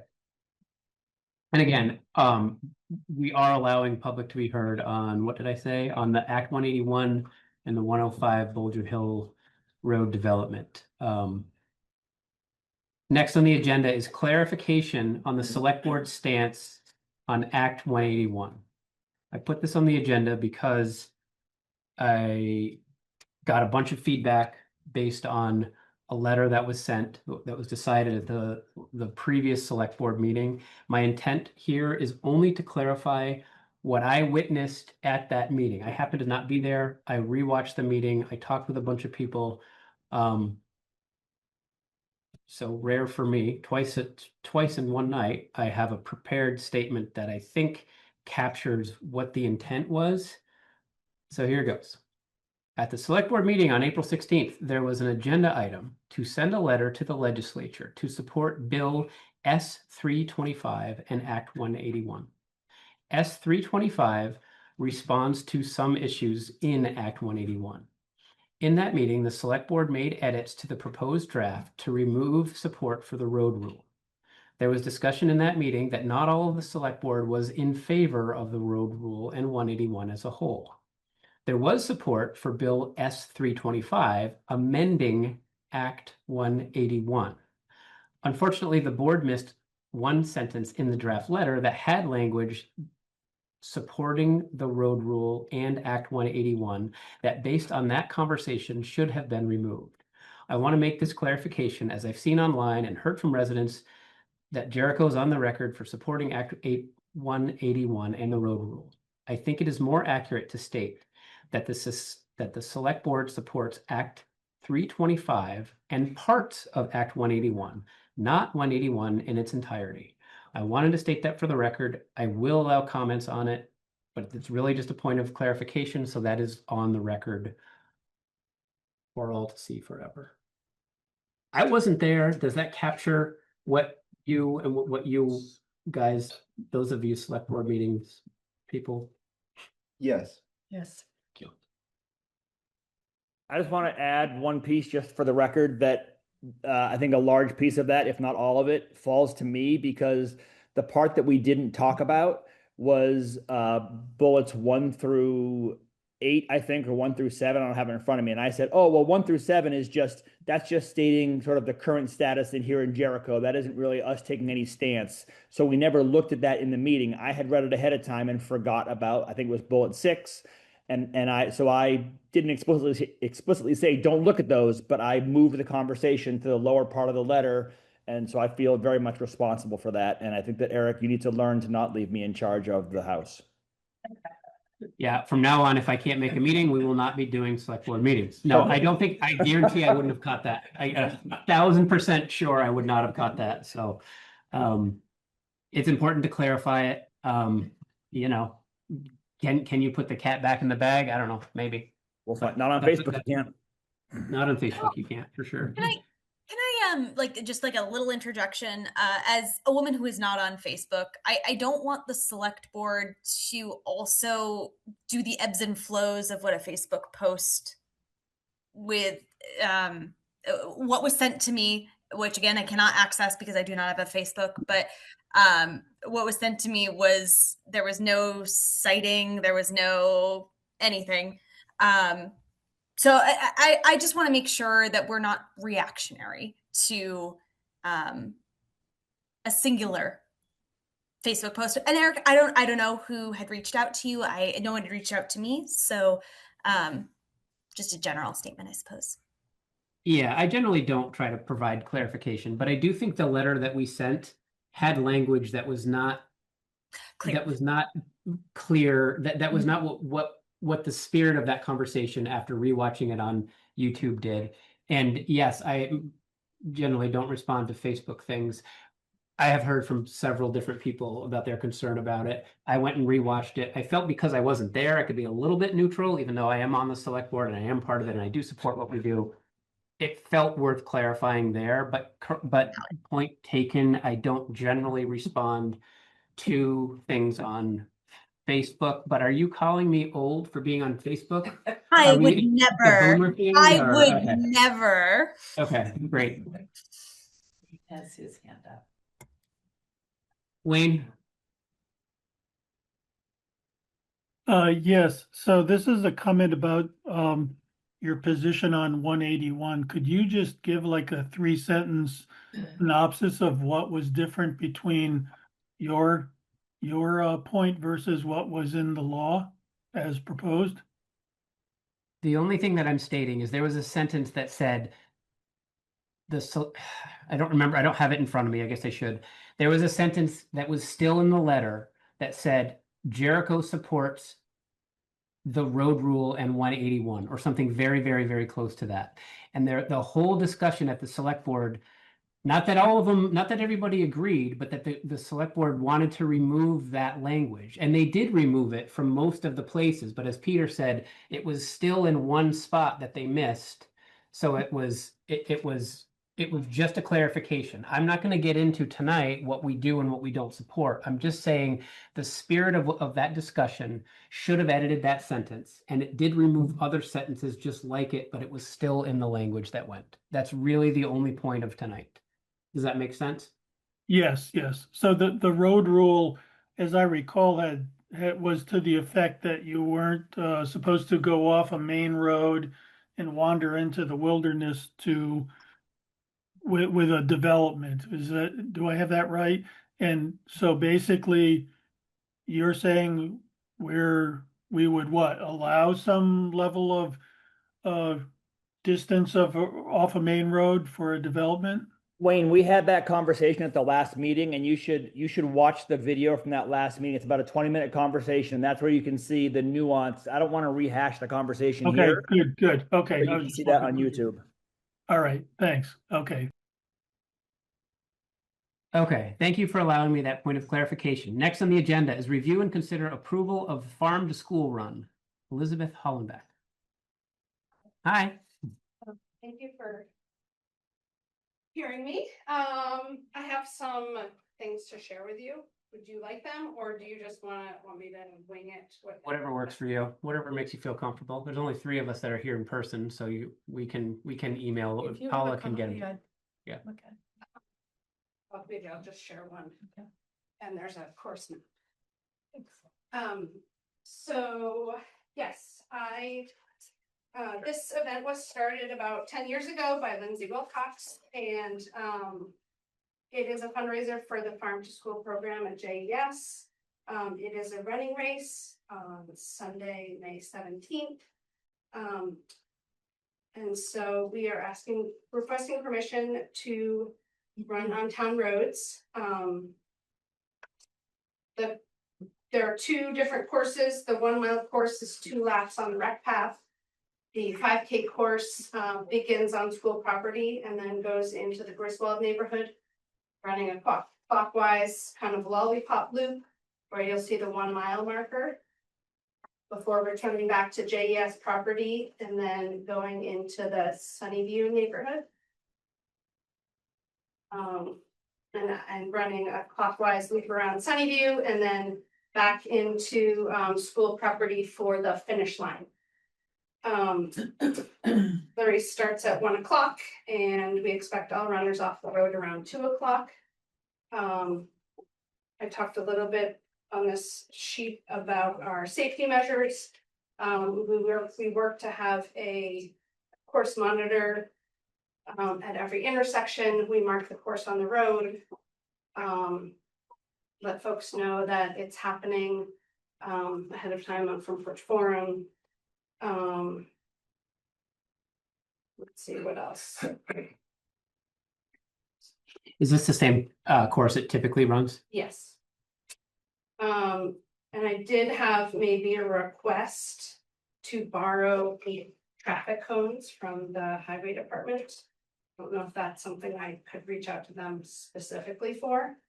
My normal traffic cone supplier is not loaning them out anymore, so. And then I do have another question, clarification. I saw on the highway department website that they're doing street sweeping, possibly on cul-de-sacs and minor roads during that time period, so I guess that might be a question directly for them. Shoot me an email for both those, okay, and we get back to you. Questions or clarification? I think you should do the run. Personally, I'm gonna make a motion. do we need one? I guess so. Yeah. I make a motion to approve the May 17th Farm to School Fun Run as described in the document provided to the select board. I second the motion. All those in favor say aye. Aye. Aye.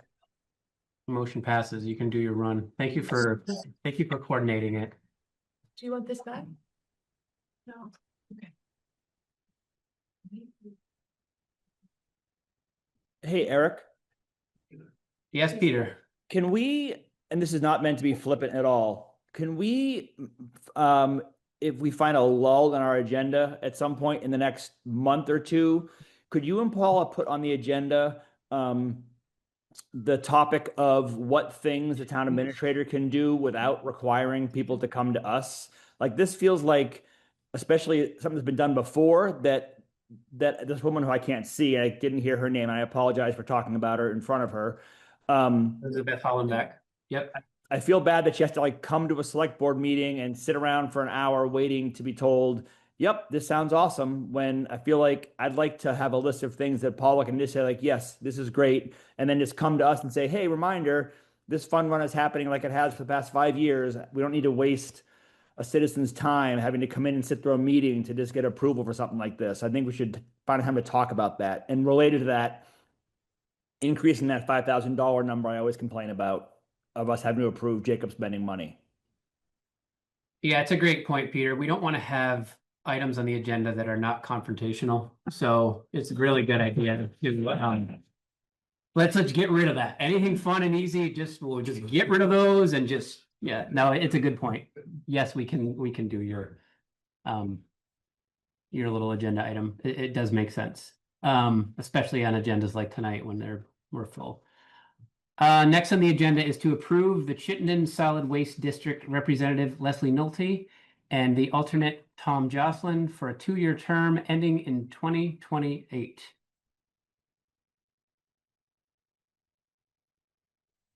Are you guys both on? I thought, oh, I see. Don't I see move. Tom. Okay, fair enough. Is there a second? Second. All those in favor say aye. Aye. Aye. Aye. Thank you for serving, Leslie and Tom.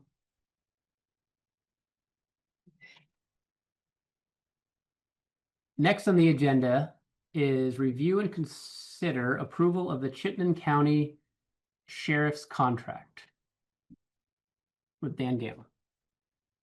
Hello. Good evening. I forget, why is this one on here? Because we didn't do it last time. Yeah, they were questioning the fees and then the hours per week. Okay. I'm gonna let someone else kick that conversation off because that was the select board meeting I wasn't at. Well, I have questions. I'm new to this, and so I don't have a long history with it. But one of my questions was, how do we know that 50 hours is the right amount? And I don't know how to answer that, but how do we know 40 isn't or 60 isn't? I can make comment on that of how Okay. we got there. I don't know that it's the right amount though, but when I first joined, I think what we had is 40 hours with the sheriff's department and then 8 or 10 with the state police. And the challenge with the state police was theirs was only as available. And as their staffing challenges grew, they became less and less available and more expensive. So it was a little bit variable. Like they were charging us more at the time. This is, I don't know, 3 years back now. But then didn't know what they could give us because it's kind of staffed by my understanding with like officers looking for overtime or whatever. So depending on what they had available. So anyway, it was very that and it was only 8 to 10 hours. So I think at that point, someone on the select board said, okay, then why don't we just go with the sheriff? Because the sheriff, if they say 40, they'll do 40. If they say they'll do 50, so they'll do 50. So we just went from 40 to 50 because we dropped off the state police piece of that contract. So that's where the history came from of why we went there. Is 50 the right number or 100 or 20? I don't personally know where Well, that and a comes from. follow-up question that you guys can maybe answer is it's a Monday through Friday, 50 hours. And so during those days and times, are there times that are more peak for traffic safety issues than others, or is it pretty evenly distributed over the 10 hours a day? I think it's even through the 10 hours. We are switching our schedule. So we're on weekends now and we're doing some evenings up here. That wasn't in this? But that's not in the contract. It wasn't in the contract. No, that's correct. Okay. And a second question is, how do you decide where to be in town? The main roads are where the high volume of speeding, Browns Trace, Route 15 down by Lawrence Heights is an area that people come down the hill and they start accelerating in that 25 zone right there. Lee River Road is another area. The Route 15 corridor, especially by the school zones, are a high area of speeding. And I believe Governor Peck, he sits on Governor Peck a lot.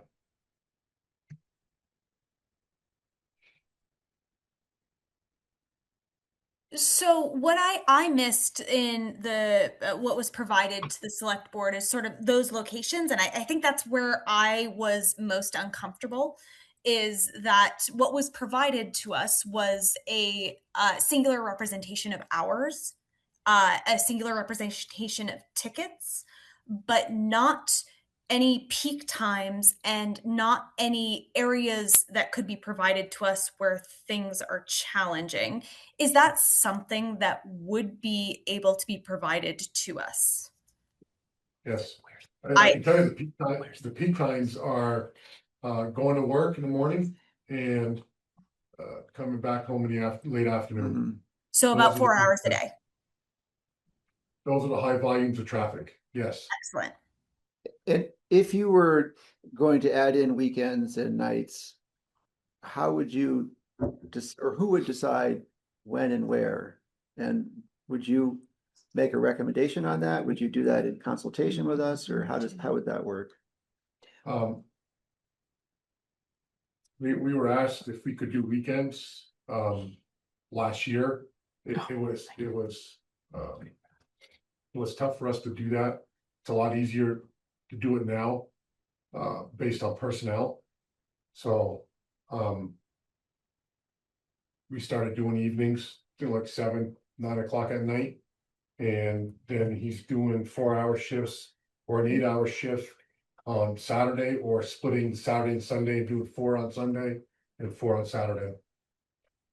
So to clarify, the hours where you have increased your utilization are not those hours where you are having the most traffic incidents. Because if you're doing them on Saturdays, very late at night, that is not during those incidents of commuting hours, which you just stated was about 4 hours a week, or 4 hours a day, excuse me. Oh, that's correct. 4 hours a day. So 2 hours in the morning and 2 hours in the evening. But he's up here 8 hour on an 8-hour shift or a 10-hour shift. But he's stopping cars almost every half hour. At least. I get the data on the car stops we had in fiscal year 24-25. And I got the data from July of last year to the end of April. If the board needs that. I feel I need that to the rest of the board. I feel like I don't have enough data to make any sort of informed decision on how many hours, why, when, how we're asking for this. So in 2024 to June, fiscal year 24-25, we had 1,045 traffic stops. 565 traffic tickets were issued. A total of $103,209 in the traffic ticket fines. The town received $50,756 from those fines. Hey, Paula, just a quick follow-up item. Those weren't the numbers that were sent over to us on the traffic stops. We might just need a little refresh, but admin task. His numbers were from 24. Yeah, these are. Oh, that's why I'm understanding you. I'm looking at 25 is in your email, Paula. Yep. Yep. You want the July 25 to present? Very much. Okay. 878 traffic stops. That's 884 traffic tickets issued. 603 were for speeding violations. That wasn't me. And they were 6 for text while driving, 1 warning for texting while driving, and there was a dozen for cell phone use while driving. The total amount so far this fiscal year is $116,466. The town received so far $51,355. I have a question about the fines, just because I'm not familiar with this. Is that because people didn't pay them or because you keep part of it? We don't keep part of it. Okay. Everything goes to the state of Vermont. Yep. They distribute the money to the towns. So, there was some $100,000 in tickets written, but the state only releases half that. Right. And what do they do with the other half? It used to be reversed. Okay. It used to be 80-20, 80 to the town, I Okay. believe, 20 to the state. Okay. It's reversed. Okay. So 20% goes to the town or so, and the rest goes to the state of Vermont. Back in the day, the fines were, the funds from the traffic tickets would go to operate the Vermont Criminal Justice Training Council, the police academy. Okay. Okay. At the time. Yep. I have no idea if that is still like that today. I Okay. do not have the answer to that. But back in the day, it was the Vermont Police Academy Okay. would get the funds for training. That's helpful. Thank you. And I had a couple more questions. I don't have a problem with it. I just want to understand it. Yeah. So some 5% of the contract goes to the sheriff. How did that work? So the way the legislature have the sheriffs statewide make their contracts is that they could collect up to 5% of any contract that we sign. Is either for traffic control, security contracts, the contracts we have with a large grocery store here, and also town contracts could collect up to 5%. That was set by the legislature. Okay. Going back in the late 80s, the sheriffs were in negotiation with the state of Vermont, right, on raising their salaries. And the state came up with this formula. They wanted to do 15%, and the sheriff said they thought that was too much. We're talking late 80s. So it was agreed to 5%. So if the sheriff made an example back there, $24,000 a year, and he had a contract at 100%, 100,000 for a contract, he could collect up to 5% of that contract. It was just to boost the sheriff's salary, because today still it's not equivalent to what the police chiefs make in towns, especially the bigger towns, and with the Vermont State Police, their majors, their colonels, their captains, still not even close to what their salaries are. Thank you. Yep. I have another question. So when you think about where to station yourself around town, is it based on where people are most likely to speed, or where road safety is of the, a bigger concern? Because they're not necessarily always the same. Browns Trace Road, for an example, is where he gets a lot of high volume speeders. You got the school right there, the school zone, which you got a lot of students are going, walking around there. He's on Browns Trace Road a lot. Scott, if I wish Scott were here to tell you how he figures where, he stops a lot of cars on Browns Trace Road. Yeah. Meaning he's sitting over there monitoring traffic, and he's getting high rollers, you want to call it, probably 15 or plus over. Yeah. We get a lot of feedback that Jericho Center gets the bulk of our money, our attention, our funds, and our sheriff usage. So it's just something that we receive, and I think Chris is, I don't know if he gets asked, but he's probably looking to help answer that. We heard it from a gentleman on Skunk Hollow about speeding there, and you got these speed bumps there, right? Yeah. On Skunk Hollow, which is reduce the speeding there a lot, I believe. that gentleman happened to have a driveway, I think, right near one of them or right on one, and he would talk about how they go right over him. Yeah. Yeah, I know he's on Governor Peck a lot. He's got a lot of traffic stops on Governor Peck Road. Yeah. Also. But I know he sits over here on Route 15 down by Lawrence Heights. When they're coming down the hill and when they're coming into town, coming from Essex. Hey, Eric, can I jump in? Yeah, please.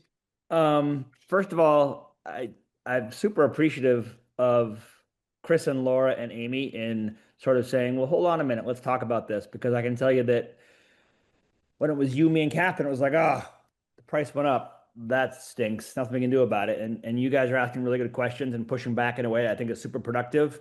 The other piece, Eric, for the meeting that you weren't at, I think it was just a coincidence, but we also at the same night had a presentation from that urban SDK company about getting traffic data and getting speed data from the town. Yep. And part of the conversation was, wow, the sheriff's, we anticipated it going up. We raised it in our budget. Now we realize we didn't raise it enough. Would we, I think maybe Chris, I don't know, put words in Chris's mouth, but somebody said, what if we had better, if we had more data, if we had data on where speeding is occurring, could we target the sheriffs and have less sheriff time, but use it more productively? And so I think that was an important idea for why the conversation was tabled last time and pushed forward to this meeting. I'm not saying I'm not advocating for doing the urban SDK thing, but I think that was one of the conversations was, is there a way to get better information on where we need to target the speeding, and then save money by using the sheriffs less in a more productive way? So I just want to give that context for you, Eric, since you weren't at the last meeting. Yeah, thank you. I feel like we ask this all the time. So I'm going to ask it slightly different of Paula. Like, how often do we as a town call them up and say, hey, can you spend a little time over here? Do we do that? We have in the past, yeah. Do you guys We don't. like that? Do you hate that? Do you? Whatever you guys want. Yeah, Yeah. they've never thought at doing anything. Could you take a drive down Old Pump Road every now and then? Yeah. I mean, I'm saying that because of the conversation, obviously, and they're a little bit funny, but also I think it would help. Absolutely. I mean, basically flying the colors. Yeah. Yeah. Just be there. Still force. Yeah, I'm not suggesting that 50 hours isn't the right amount. I'm just sort of, and I'm new to the select board, but I'm asking the question, how do we know if that's the right amount? No, it's a great question. To Peter's point, I joined the select board and I didn't challenge a lot of things because they just felt like they came from old precedents. I don't know if it's too much or too little. I can guarantee you I can get the answer to that from different residents, and I'll get the answer. If I want to get it's too much, I know who to ask, and if I want to get it's too little, I know who to ask. So I can get the answers I want. We don't charge mileage, so you need to understand that. So I think I did the figures. We probably spent $13,000 just on mileage.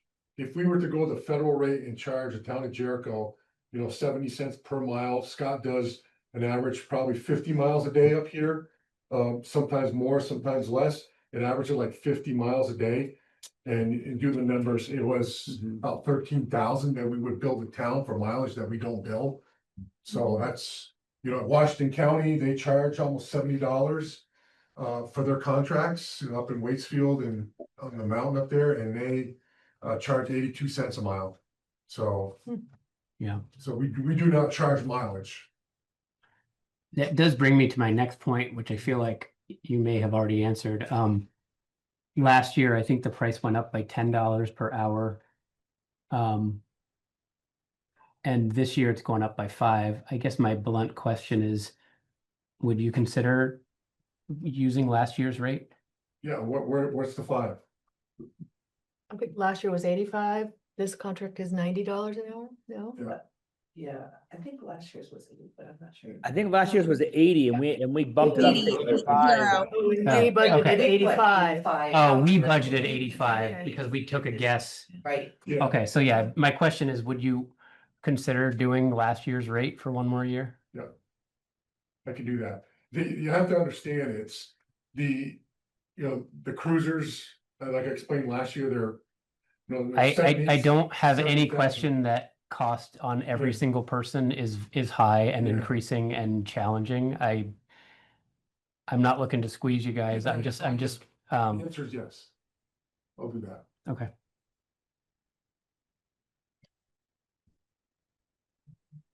If we're stating as select board, I personally feel 50 in my gut feels too high. I have nothing to back that up, and I would like that data to back that up. So if we're even talking about reducing rate, last year's rate, all that goodness, I love that. But I still would like a little bit more to say, hey, where are you guys actually? And when are you there? I would like more data, even if we're doing that. I really like that you're drilling into that. I'm wondering if maybe we just need to be a little bit more proactive, Amy, and we stay at 50 because it's a number we have, and we say, hey, how about, well, maybe we don't say in public where we're going to ask them to be, but we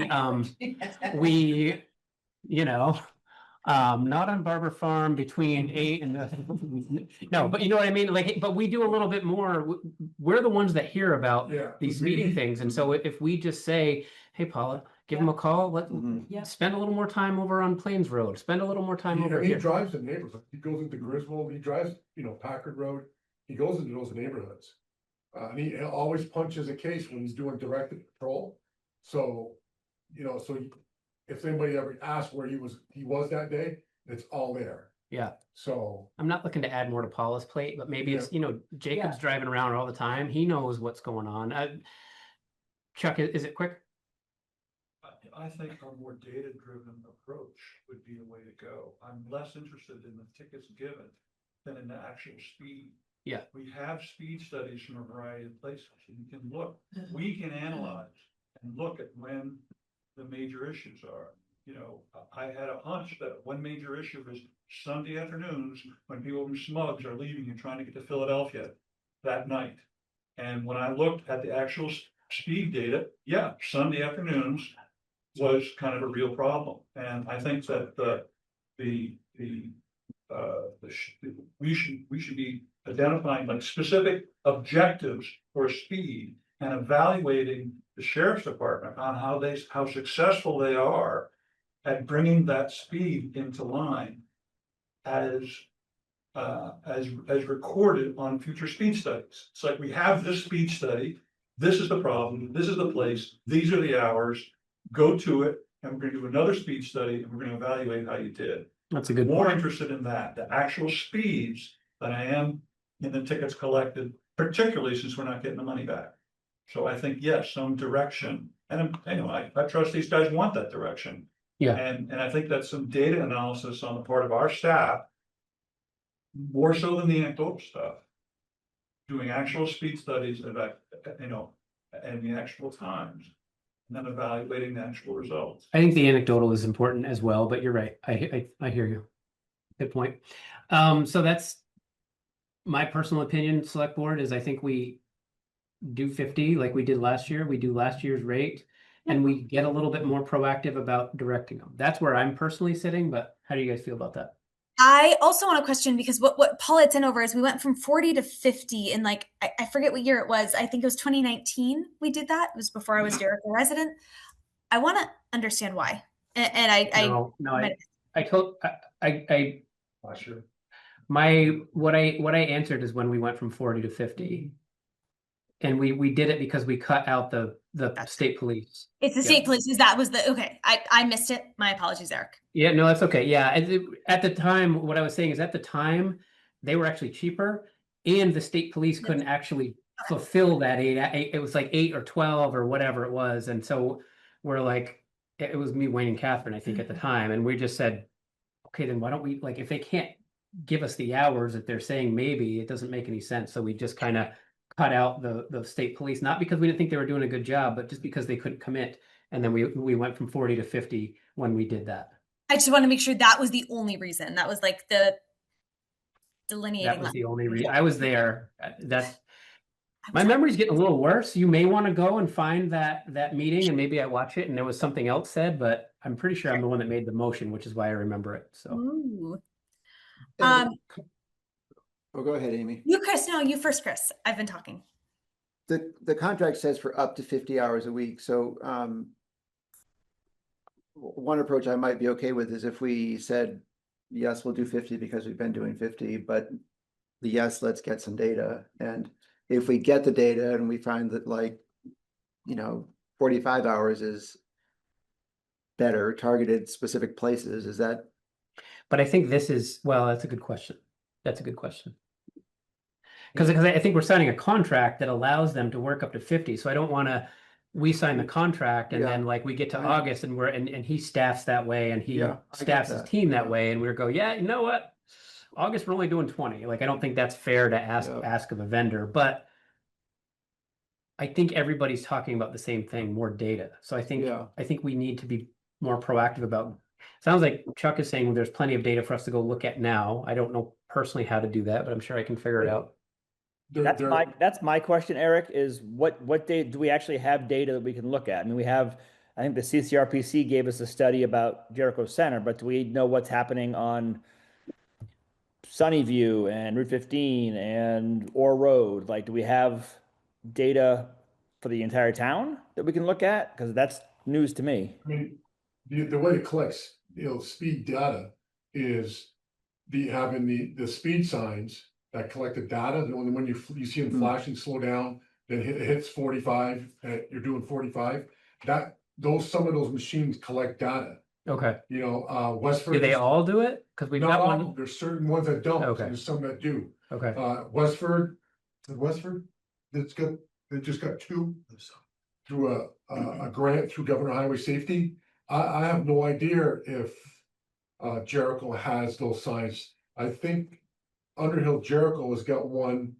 Underhill's got one on a river road going towards Underhill Center. That collects data. Okay. Essex has some that you could put on poles and they can move them around different locations. They collect data. It tells you the highest speed at a certain time of day to the lowest speed and an average speed. Okay. But I don't think we have any of those, Paula, do we? Yeah. Right. So we don't have that I mean, I know obviously we can spend money and get it, but we don't have it currently. We can't look at that data. Right, that's the easiest way to collect data that you want for speed enforcement. Then it tells you, okay, this is a certain time of a day, if, you know, mostly traffic going to work is where most of the time you get the high rollers, then in the evening. But those are the machines that you want. You know, like the ones that are portable, you see on the side of the road, like a trailer, does not collect data. It's just a warning. Yeah. Cool. And Peter, I want to sort of respond to something quickly you said because of the email I had sent over to the entire select board. While they say up to 50 hours, they are hitting 50 hours every week. So it's not up to, it is consistently every week I've looked at, they are submitting 50 hours. Okay. I like what you said before. Oh, which thank is- you. I Yeah, love you're when people say welcome, that. Which It is. doesn't happen. Sticking with the 50, appreciate your willingness to stay at the level of compensation as last year. And we do some more homework.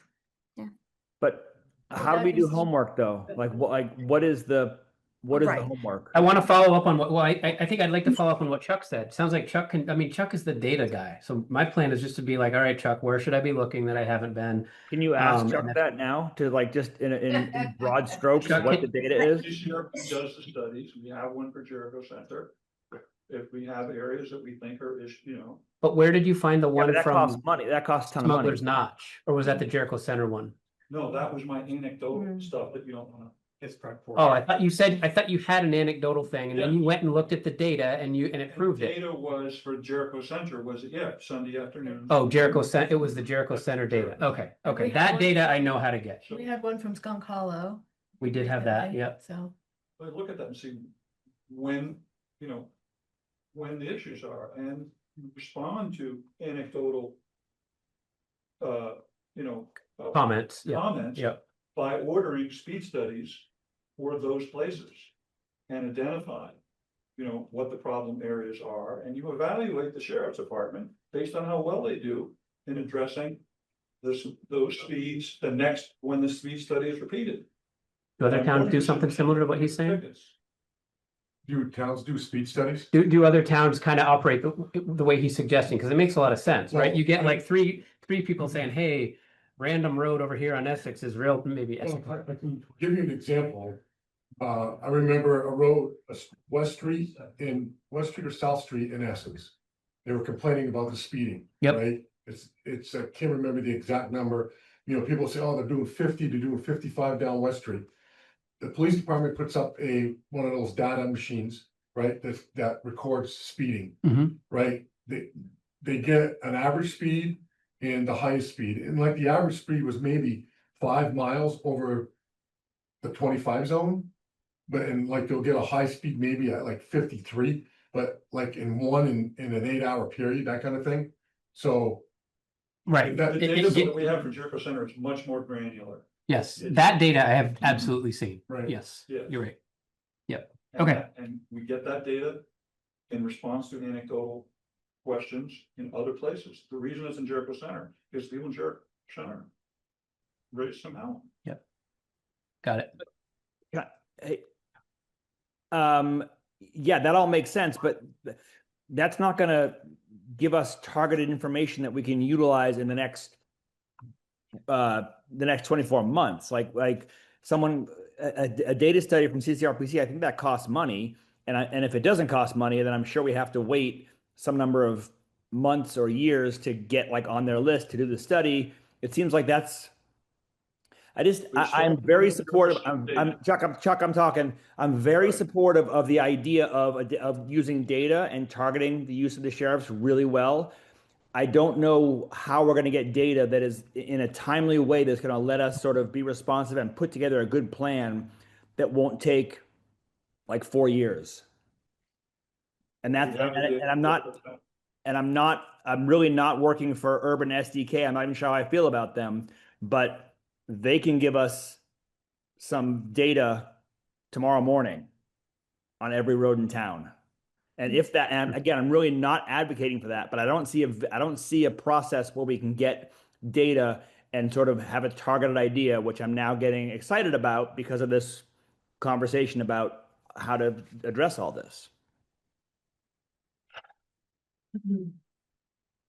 I agree that Chuck is right. We have data for Jericho Center. He's right that we need it for elsewhere.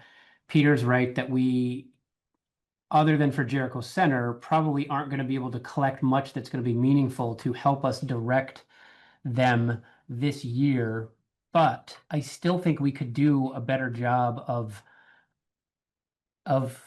directing them more, like, hey, everyone thinks Nashville Road, no one goes down there. Well, guess what? They've got a golf course down there and people go flying down there and blah, blah, blah. Maybe we ask, I'm making things up, but there's no reason that we can't, as a board, do it based on, okay, it's only anecdotal evidence now, unless it's Jericho Center or Skunk Hollow. But like, I think it's a good discussion to start, as the first discussion went, be more data driven. So I think it's all good. It's just, we can't solve everything in one motion, but it sounds like we're moving towards the right things. Oh, come on, Eric. We can solve everything in one motion. But where my mind's at, and maybe I'm just unable to get away from it, is what I just heard the sheriff's office say is that a majority of their time is not in those high ticket areas, is that it's only really a problem, and maybe I misheard, but during commuting hours. And for me, I have a difficult time putting more Jericho residents' money towards 10 hours a day sitting. But I'll leave there, I think. Did we get a price quote from SDK, NDK? We got approximate. A firm, what was that? It was between 5 to 15. 11,000 to 15,000? No, wasn't it 15,000? 15,000. 15,500. Mm-hmm. They gave a range and we assumed They the gave high a range, but then didn't you follow No, back up? And then you followed back up, and then we got a thing that said 15.5, right? I didn't know that. Yeah. I wonder if that's negotiable. So because it's possible that's a good use of money for a 1-year subscription. This 208,000 is roughly the sheriff's contract per year at the $80 rate. 85. Wait. Oh, we're going to do 80. I'm sorry. I have to redo my math. Okay. Sorry. And so maybe a one-time expenditure would help with this SDK, especially if we can negotiate around how much they charge us. So, which I bet we can. I would think that if we say we're interested, but we'll only pay you 8, they come back at 10 or 12 or something. And that would give us what he said at that last meeting was that gives us, he flicks a switch and we get 1 year of data from the past 12 months. And then we have daily data, or I don't know, like a 1 week delay or something for the coming year. So, and I'm sorry, Laura, I think you were just about to talk. I'm sorry. No, I was ready to say, are we ready to make a motion? I have one more thought before you make the motion then. So I kind of want to understand what the board's cost benefit analysis is when does it make sense for us to have a Jericho police officer, even 50 hours a week? Like, we're currently paying, I think it was, my original math was in the 280s, but now it's a little less with $80 an hour. I want to understand what you guys feel is these expenses have gone up pretty incrementally. When do we look at when it's a good option? I would say 3 to 4 years after my last year on the board would be when I would be interested. Oh, come on. I mean, I think it's not a bad thought. It's just it just feels so hard to do anything, small things, right? And to me, like something like that feels huge. I'm not saying it's bad, but it means buying a cop car. It means learning all the stuff. That's the cheapest part of it. It means hiring a Jericho resident to sit and be in a cop car and pull people over. I don't know. I think that's a big, but that if we're looking at spending $285,000 a year for 50 hours, and it might, I see you, Laura, I see the furrow. My math might be bad because with the with but it's a lot of money. And when does it make sense to have somebody who sits in Jericho Town Hall, who is a police officer, who has a car, who I want to understand our appetite. Because to me, this is getting. I think it is responsible for us to consider it. I don't have the energy to consider it tonight or soon, but it's one of those things, right? Like, I don't know. I think if I think of I guess the way my real response is, since I've been on the board, there's been talk about expanding our capacity as a town staff. I think our town staff is amazing. They do a ton of stuff. They are a small staff. And so there's been a lot of pressure to increase our staff. And then I keep asking every time it comes up, where is the smartest place to add that staff? And Catherine always said it's a public works person. And I think she's probably right. I don't quite know what that would look like here. And I kept trying to visualize it. So I think I could probably think of like 2 or 3 other positions that I think are probably more important for the town to think of as we're looking to expand that capacity before police officer, except that your point is valid and that could literally be covered by a already existing line item. But right, like the public work person would be new. This is something we're already paying for. Right. I think the size of this. I think the scope of. I think it would be. I just quickly Googled Richmond, town of Richmond, but they're it's about $1 million a year. Okay. And they also went like 3 years with no police officers that they could that they literally had nobody. Right. I also don't want to use Richmond as the goalpost. My point is just that it's not like, oh, we should take our $200,000 and just get our own police department. There's a whole level of infrastructure which would be a huge undertaking. But I just don't know with that level, like where does that start, right? Like, does that start at $500,000? Where I don't know. Enosburg would be a great place to ask, because they tried to start a police department last year and they're still having an issue because it's the startup fees, it's the dispatch, it's the cars, it's the manpower, it's the police chief, so. Yeah, I again am not stating, and I don't want to speak over you too much. I want to hear the sheriff's office point of view. But I also I understand that you have a conflicting interest in us selecting that item. So absolutely. Well, Amy, I agree that I would like to have more information to feel like we were making a more informed choice or decision about this, but I think it's going to take time to get that information, and I don't know what direction that information would lead us into. And so I guess I'm ready to, or would probably think we should, in the meantime, continue on with the sheriff's department. So, Chris, I agree with you. What I am saying is I want to go on the record saying, if the costs continue to increase in this manner and we're having, I don't want to say difficulty in getting data in where locations but I have not been able to see where the sheriffs are posted. I have not been able to see exact hours of postings. Those have not been shared with me. I would like to open up the idea of, in the future, if this continues to go, let's think about it. That's all I'm saying. I'm not saying let's do it tonight because, oh my goodness, that's a whole thing. But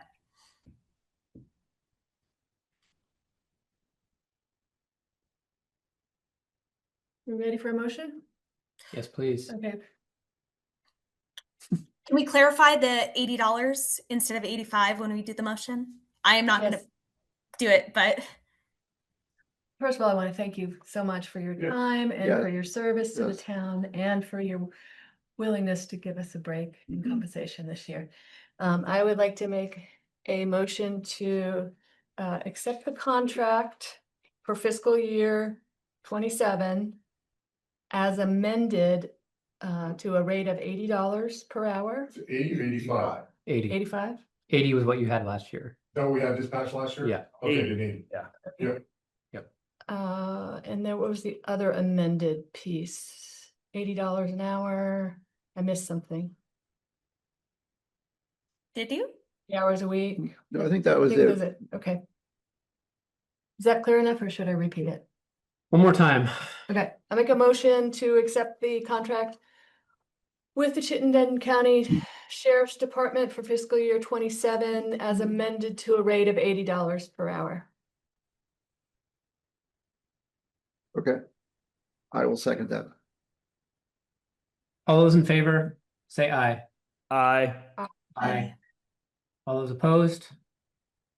None opposed? Thank you. I also appreciate your willingness and your, I was kind of glad you were here. And I do think, I am seriously asking if the select board disagrees with me, disagree, but I do think that some presence in that, Old Pump Road. Start tomorrow. Yeah. Sunny days only. I'm not looking to harass people. I'm just looking to, and if you, in those travels, if you come up with a brilliant solution that we are totally missing, please let us know. Yeah, I mean, we can punch a case. We're in a system called Packard, Mhm. which is every police agency in the state on. If our deputy's up here, he can punch a direct patrol for Brown Trace Road, right? And he's there for 2 hours. And Yeah. During that direct patrol, he stops 4 cars. Then he can move on to Nashville Road and you can punch a case saying direct patrol, Nashville Road. And at the end of this, his direct patrol, like you said, observe 4 cars, one's over 10 miles over the speed limit. We can do that on that system. If that's something you're looking. And you could share that with us. I'm looking for that. Okay. If I can raise my hand, I want to see Yeah. that. We can do that, right? Yeah. That would be great. Great, thank you. Yeah, we can start that, is that July 1st? When do you want that? You want July 1st to start that? I want now. Sure. I want May 1st. Well, we can start that tomorrow. Okay. And Yes. Old Pump Road, we'll send him an email that he. How many times a day you want to go down there? That's dead end, right? I'm not even saying every day. I'm Yeah. just like, just I'm not make even, it. not to I don't know. stir the pot, but I'm not even sure what are they gonna do? I mean, they can give us. I don't feedback know, on what just they drive see, down there. But there's nothing. There's nothing they can do though. You're right, Peter. There's no There's no ordinance. parking All they ordinance. can do all they can do is drive down there and be there. I mean, no one's breaking the law. That's all I want. Is what? That's all I think just presence is all I was thinking. Okay. And I would just ask them as they're thinking about it, what they see. I mean, they talk about an impartial third party who can be on the scene and let us know what they think, because they can't really do anything. But if they see that, hey, what your real issue is this and that, and here's a targeted way to think about that. That would be great. I think if cars are truly blocking it, so people can't get by, I think that is legal. That is like, you can't completely block the lane. I think that's one thing they could, in theory, do. Right. Yep. But yes, Yep. I'm looking for I think just, I don't know. I'm out of ideas to help down there, Yeah. obviously. So 100%. Okay, thank you so much. You're welcome. Have a good night. Next on the agenda is the discussion of 105 Bolger Hill Road development with Jeff Rector. I'm going to make a couple points of clarification. I'll let people clear out. Okay. Thanks for waiting, you guys. Oh yeah, thank you. Thanks for, moving the agenda. On this agenda item, I want to point out that Jeff Rector reached out to Paula and myself asking for the best way to get in front of the select board. And so we explained to him that, in public to be heard, you're limited to 3 minutes. And so then we suggested if you need more than that, or you have a more comprehensive thing you want to do, you should really get an agenda item. That way it can be warned, people can know about it, all those things. That is why you're on the agenda tonight.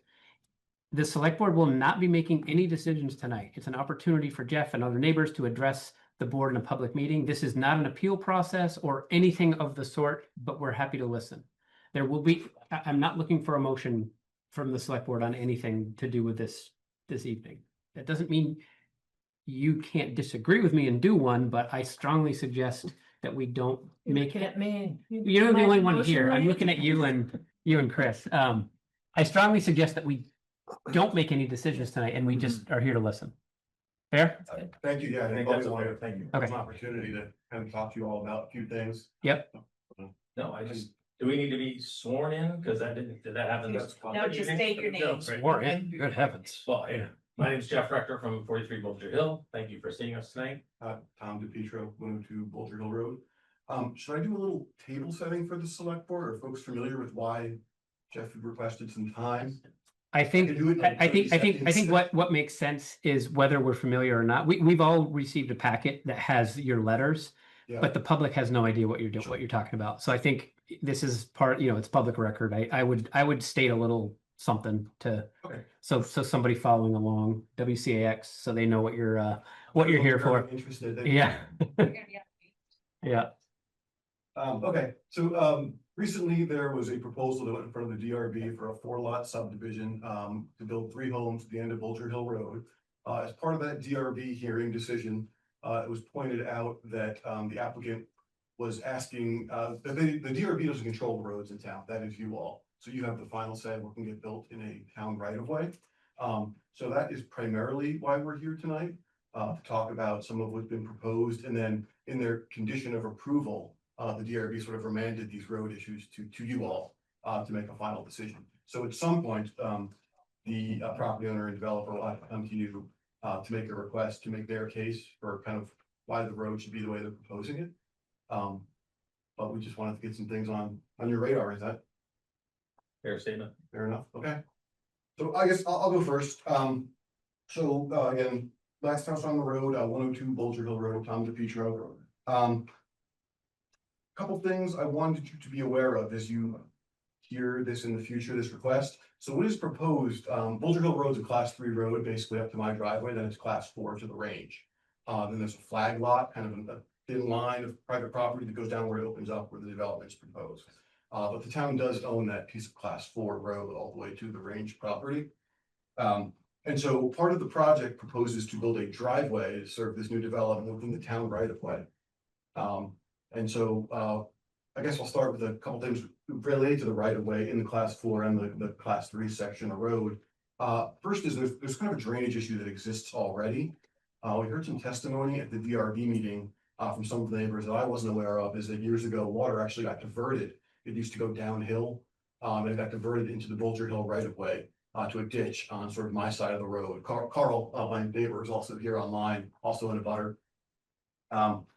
And so I've certainly noticed more water coming down there and eroding the side of the road. And it took out by culvert partially before I took some action to stop it 2 years ago. Eric, were you able to forward that? I saw the video. I just happened to take it. I saw the video. Yeah, so I wanted to send that short video. It was only a couple of seconds. It's a real issue, the water that's going there already. I didn't quite understand why it was more or worse recently, but that testimony we heard at DRB kind of explained it. So there's kind of a drainage issue in the town right of way already. Provided a little diagram in my comments for everybody, like maps. Another issue or another item at issue here is this application for development requires an individual state wetland permit. So there's a general permit that you can get if you have a very typical project for some wetland impacts. You get the general permit and that goes through. The individual permit is a higher level of permit that is necessary. The applicant has submitted that to the state of Vermont, but they never came to the town to seek your approval or sign on as a landowner. So there are wetland impacts, buffer impacts to a vernal pool and a class 2 wetland on city property. So those impacts would be incurred as part of the project, as part of the development. And so I just wanted to make sure that select board was aware that you all need to take action to sign on to that permit as the landowner. You can delegate that authority to staff, but you have to directly delegate it to them. And I just want you to think very closely about it. We heard a lot of testimony at the DRB hearing for neighbors that were very concerned about the vernal pool and these impacts and what this development might do. I'm not going to get into that tonight, maybe others will. But there's some real concerns there, both with the process that I outlined and with the actual impacts. Otherwise, just wanted to note a little bit about Bolger Hill Road. I'm sure you've heard from other neighbors over the years about Bolger Hill Road, so I'm not gonna get to the history of that. I don't even know where it is. Never heard of it. I'm sure.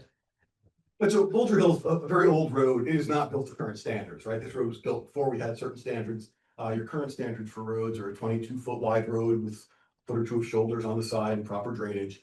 Just some spot measurements I took. Bolger Hill's about 18-foot wide the whole way up. There are certain sections that are a little wider, a little less. Generally speaking, up into Carl's house, you can most of the time pass two cars on it, unless one of those cars happens to be the garbage truck or the plow truck, then you gotta pull off to the side. But there's a marked difference after Carl's driveway to my house. Because of all the washouts and other issues, it wasn't fully restored after some storm or another, so it's only about 14-foot wide at some points. So this is again the class 3 section of public road. And so they want to build this development off of that. So one of the things I'd like you to consider when they come to you is asking the developer to put that road back, if not to meet the road standards, at least the standard for the rest of the road. Because it is rather hazardous at times. I pull people out of that ditch probably, I don't know, once or twice a year, as they try to pass each other, and the shoulder's very soft. So you really don't even have the full 14-foot. By the way, feel free to interrupt me if you have questions as I'm going here.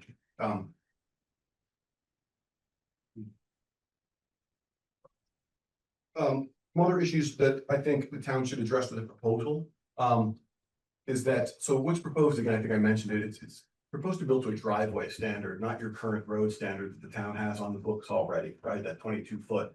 I forget what the driveway standard is exactly, but it's less. And so it doesn't meet what should be installed for a new road. Also, it requires a turnaround at the end. And the town regs are very specific about what that should be. It says specifically that turnaround needs to be at the end of the road. It needs to be, I think it was 50-foot wide, or sorry, long at the end. That's to allow your plow trucks, garbage trucks, emergency vehicles, what have you, to turn around. What the developer has proposed is a turnaround kind of within the 50-foot right of way that exists, that does not provide the dimensions that are required by your regulations. During the DRB meeting, I kind of talked about how I was concerned because they put it right in front of my house, right, not down by their development. So they stuck it right in front of my driveway. I was concerned that everybody from that new development was going to be bringing their trash down. So one of the other conditions is they have to move it a little further down the road, but still not to the end of the road. I guess just so I wouldn't have to look at it. So I do appreciate DRB doing that at least.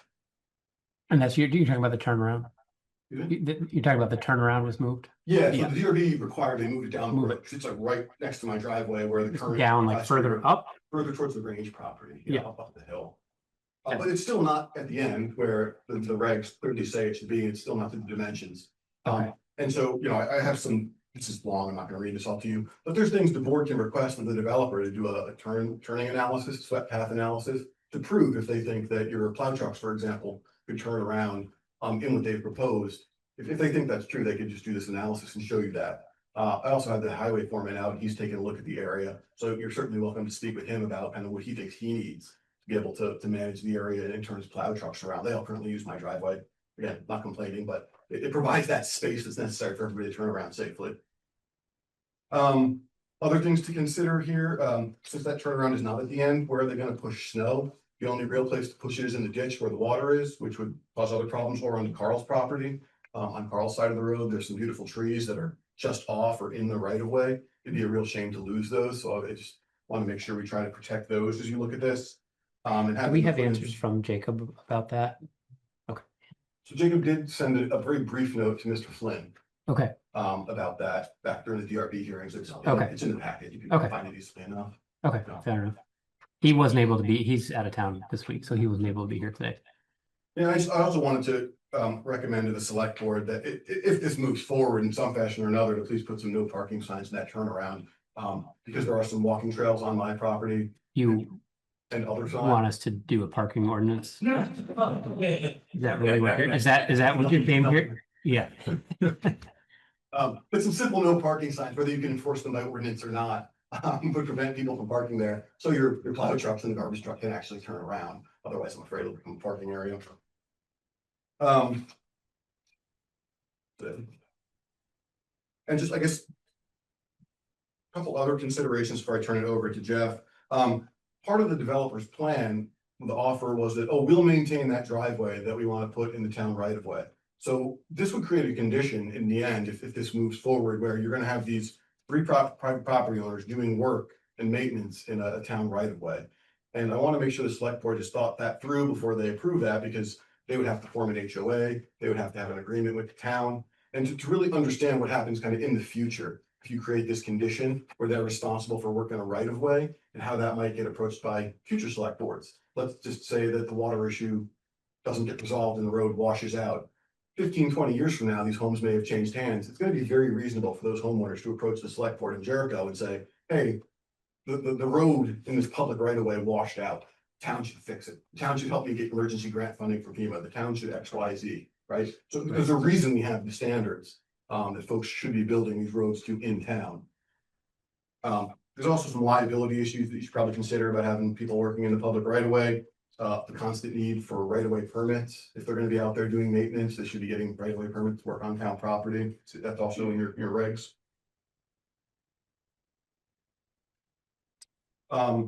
Let's see. I'll also note, as far as the road goes, there's land use and development regulations. There's a requirement if the road is only a certain width, there has to be pull-offs and turnouts so cars can kind of get around each other every 100 feet. That's not currently included on the plan. So presumably there'd be a revision that would come back to you. But again, if they're having pull-offs, that might impact some other issues with the road, whether it's with runoff or wetlands permits and things like that. So just be aware of that. And I guess the last thing I'll say in general is during the PRB hearing, the fire department provided a letter, or it's somewhat like a checklist, I guess I would call it. I think that's what they provide every time. But I'm not sure if the fire department has been up to take a look and make sure that they can serve the homes up there with the fire truck and be able to get the fire truck out in the winter too. Because if that truck comes up, and we've had instances on Bolger Hill Road, many of the neighbors and myself, where the fire department has responded.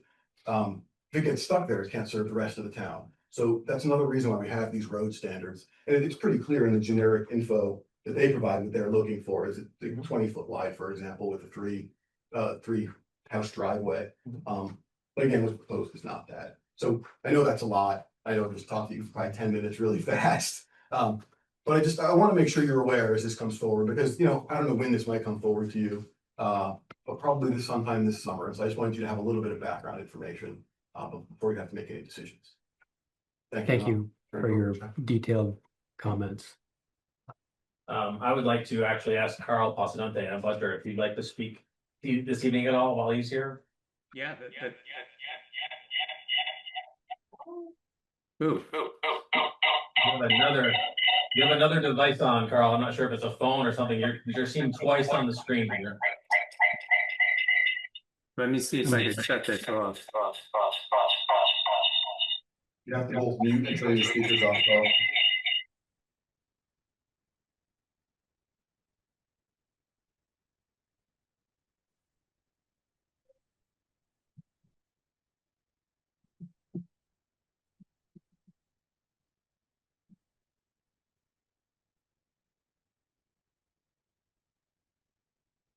Paul, let's see. We back to just one? Okay, Yes. Great. Apologize for that there. I want to just make a comment that's kind of interesting from a different perspective, and that was the question of asking, does this proposal, is it consistent with the town plan? So I looked at the Jericho town plan of 2024, and there's a section called future land use. And within there, there's another subsection called natural resource protection area.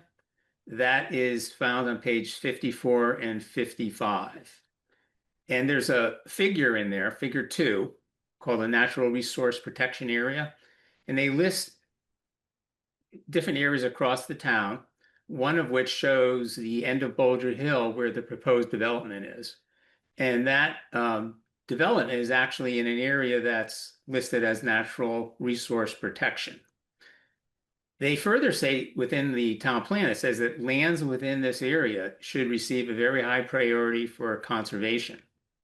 There's a nice table in there that will describe in more detail some of the priorities. So for example, land use priorities, it says natural resource protection, protecting large contiguous blocks of forest, avoiding and protecting natural water courses and wetland complexes. This proposed driveway actually goes directly through the buffer zones of wetlands and vernal pools. Prevent fragmentation and forest loss caused by subdivision and incremental development. And then further, it talks about the infrastructure.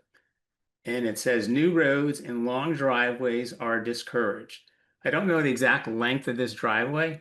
I'm estimating based on the map, it's probably in the 700 to 800 feet, if not longer. I think that would fit the bill of a long driveway. And it said that it should not encroach and fragment habitat and viable working forest land. So after reading this, I think maybe it's appropriate just for the select board has an opportunity maybe to consider whether this proposed development is consistent with the natural resource protection area as listed in the town plan. And thank you. I don't know if you saw that. I have a copy I can give to the board to have. It has the highlighted pages as well. I don't know if Carl sent that to you, but The town plan? it's actually it's Jericho's journey forward to the 2024 Jericho Town Plan adopted by the select. So Oh, yeah, I have so many copies of that in my inbox. so that's what Carl is referring to. Yep. Anything else, Carl? That would do it, Jeff. Thanks. All right. Thank you. As you all received an email from me yesterday, and it was an 8-page document signed on by a collaboration effort of Bolger Hill residents and some of the community members in Jericho Center. I'm not going to read that to you tonight. You've had a chance to look at it and digest it. Again, this is not an appeal to anything that the DRB did. It's an awareness for you to understand what we as concerned citizens are looking at, especially with that development at 105 Bolger Hill Road. I'm going to talk a little bit about the emergency vehicles and the access, because I did speak a little bit with Chief Todd Fisher, a little bit about what his thoughts were in that area. He did not confirm or deny that he had been up to Jericho, Bolger Hill to look at the site yet. So I asked him, please consider taking a trip up there, just because I have a feeling that given the fact that one of the people on the TV tonight is Tom Dowd. He was a member, a resident of Bolger Hill that had an emergency event that happened at his property, and they could not get to his house. They could not physically get to his house. And some of that, I believe, and Tom, you can chip in, but it dealt with some of the conditions of the road, the snowpack at the road, getting up to his residence or the dwelling itself. And Todd Fisher would not share that data with me because it's not my knowledge, but Mr. Dowd could if he needed to.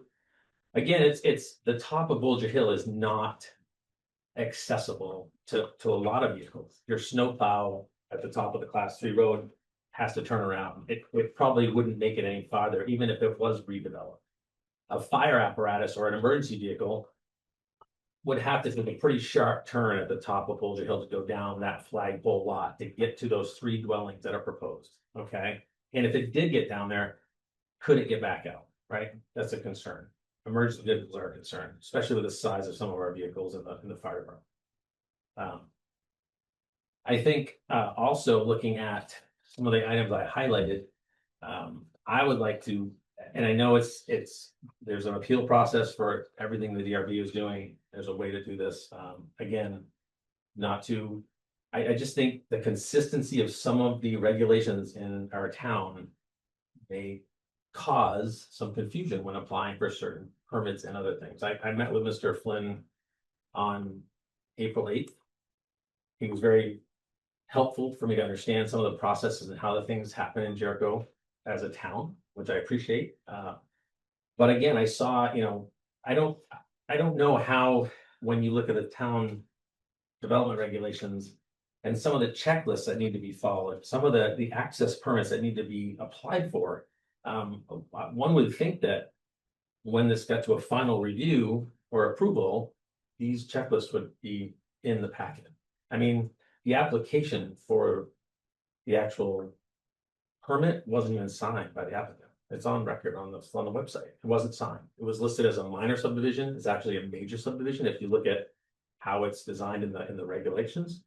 So again, it's about consistency and making sure, and we talked about how we want to have people come and move to Jericho and build in Jericho, and we're all for that. We're all for the development. Nobody in our association or is opposed to doing it. We just want to have it done properly and done safely. That's really what we're looking for, okay? So again, I ask you to take some time and read the document. It is long, but I think it's well put together. It highlights a lot of things that we have concerns with as the local, the residents and or the town of Jericho Center, if you will. And I think consistency is key, making sure that our guidelines and our documents and our regulatory items, especially our checklists, are followed. So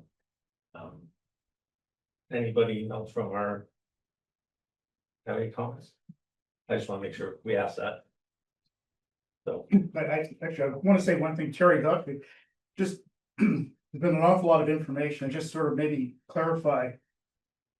Some of this stuff talks about the problems that might be with the DRB decision, but that's not really the point here. The select board will be asked, must have a vote decision at some point on basically accepting the road as it's designed. And there are flaws that have been pointed out about the road. The road also passes directly through the buffer, vernal pool buffer zone, which is strictly, absolutely, and very simply forbidden in the zoning regulations. The town is also going to be asked to be a signatory on the wetlands permit, just like the other landowner. And I think those are the two things that I see the select board specifically will be tasked with. Raising your hand and saying, yes, we want the road, we accept the road, and it's okay with us that it goes to the vernal pool, and yes, we want to sign on to the ANR wetland permit. That's where I think the select board has a very specific role to decide if that's what you want to do. And if you guys agree with. I can confirm that is accurate, that we will at some point we the select board will have to decide if we can, whatever, I'll probably say it wrong, but if we basically agree to let this development upgrade our road that is currently a class 4 road, the select board will have a decision that looks something like, shall blah blah blah development be allowed to upgrade the road to driveway whatever 3-unit whatever. We'll have something like that on our plate. That much I've confirmed, even if I can't articulate it very well. We have raised their hands. Go ahead, Peter. Just to follow up, Terry, I appreciate you saying what you just did around what's going to end up actually in front of the select board. And I know just about nothing about the DRB process, so don't quote me on this. But I just want to make sure that what I do know is that there's a time limit or a time window during which citizens or abutters or interested parties or some group can appeal or do whatever to the DRB. I just want to make sure that you folks, that Jeff and the other gentleman whose name I didn't get, that you don't give this all to us and then say, you guys take it from here, that I don't want you to miss the window if you want to appeal or something on the other things that are outside of our purview. You need to make sure that you're doing your end of things around any concerns you have that are outside of our jurisdiction. Yes, Peter, thank you for bringing that up. We got the letter from the DRB and was sent to me. I appreciate it. It does have an appeal process on the last page, and we have highlighted that. We have 30 days, and it does go through other channels as well as the state for appeal. So we are looking into that as well. So thank you. Yeah, Peter more articulately made the point I tried to make at the beginning, that if you're trying to appeal it, this isn't the right way to do it. We're happy to hear about it, and I appreciate your info. Thank you for your time. Again, it's more of to make you aware, because as I found in a lot of the guidelines and regulations, there are certain responsibilities that the DRB has and the Planning Commission has and the Select Board has. So I appreciate your time again, and it helped me, it educated me as well. But I also think, looking at the document I presented to you, please take the time. The 3 items I highlighted, 2 are in the Select Board purview, and I did a summary and I did a request at the end of each item. The 3rd item, and I know you don't want to hear this in this room tonight, but a traffic study. Okay. Per the regulatory development regulations, it states if there are more than 20 dwellings on a road, the DRB could request a traffic study. This does bring it over 20 on Bolger Hill Road. Thus, that being said, we also know that there are certain areas at the bottom of Bolger Hill that are a little dangerous. There's a lot of public that both between the church and the library, school kids, bus stop. That intersection is quite dangerous. I'm gonna leave it at that. I know it's not in your purview. I'm just highlighting the fact that I think it's valuable to make sure that people are aware that traffic study, especially on that area, would be beneficial. We might go into the traffic study business. Wayne has his hand Yeah, up. sorry. Go ahead, Wayne. Yes, hello, and thank you. So I'm a member of the Conservation Commission, but I'm not here representing them. However, about 2 weeks ago or so, I walked up the road to that exact area that the gentlemen are talking about.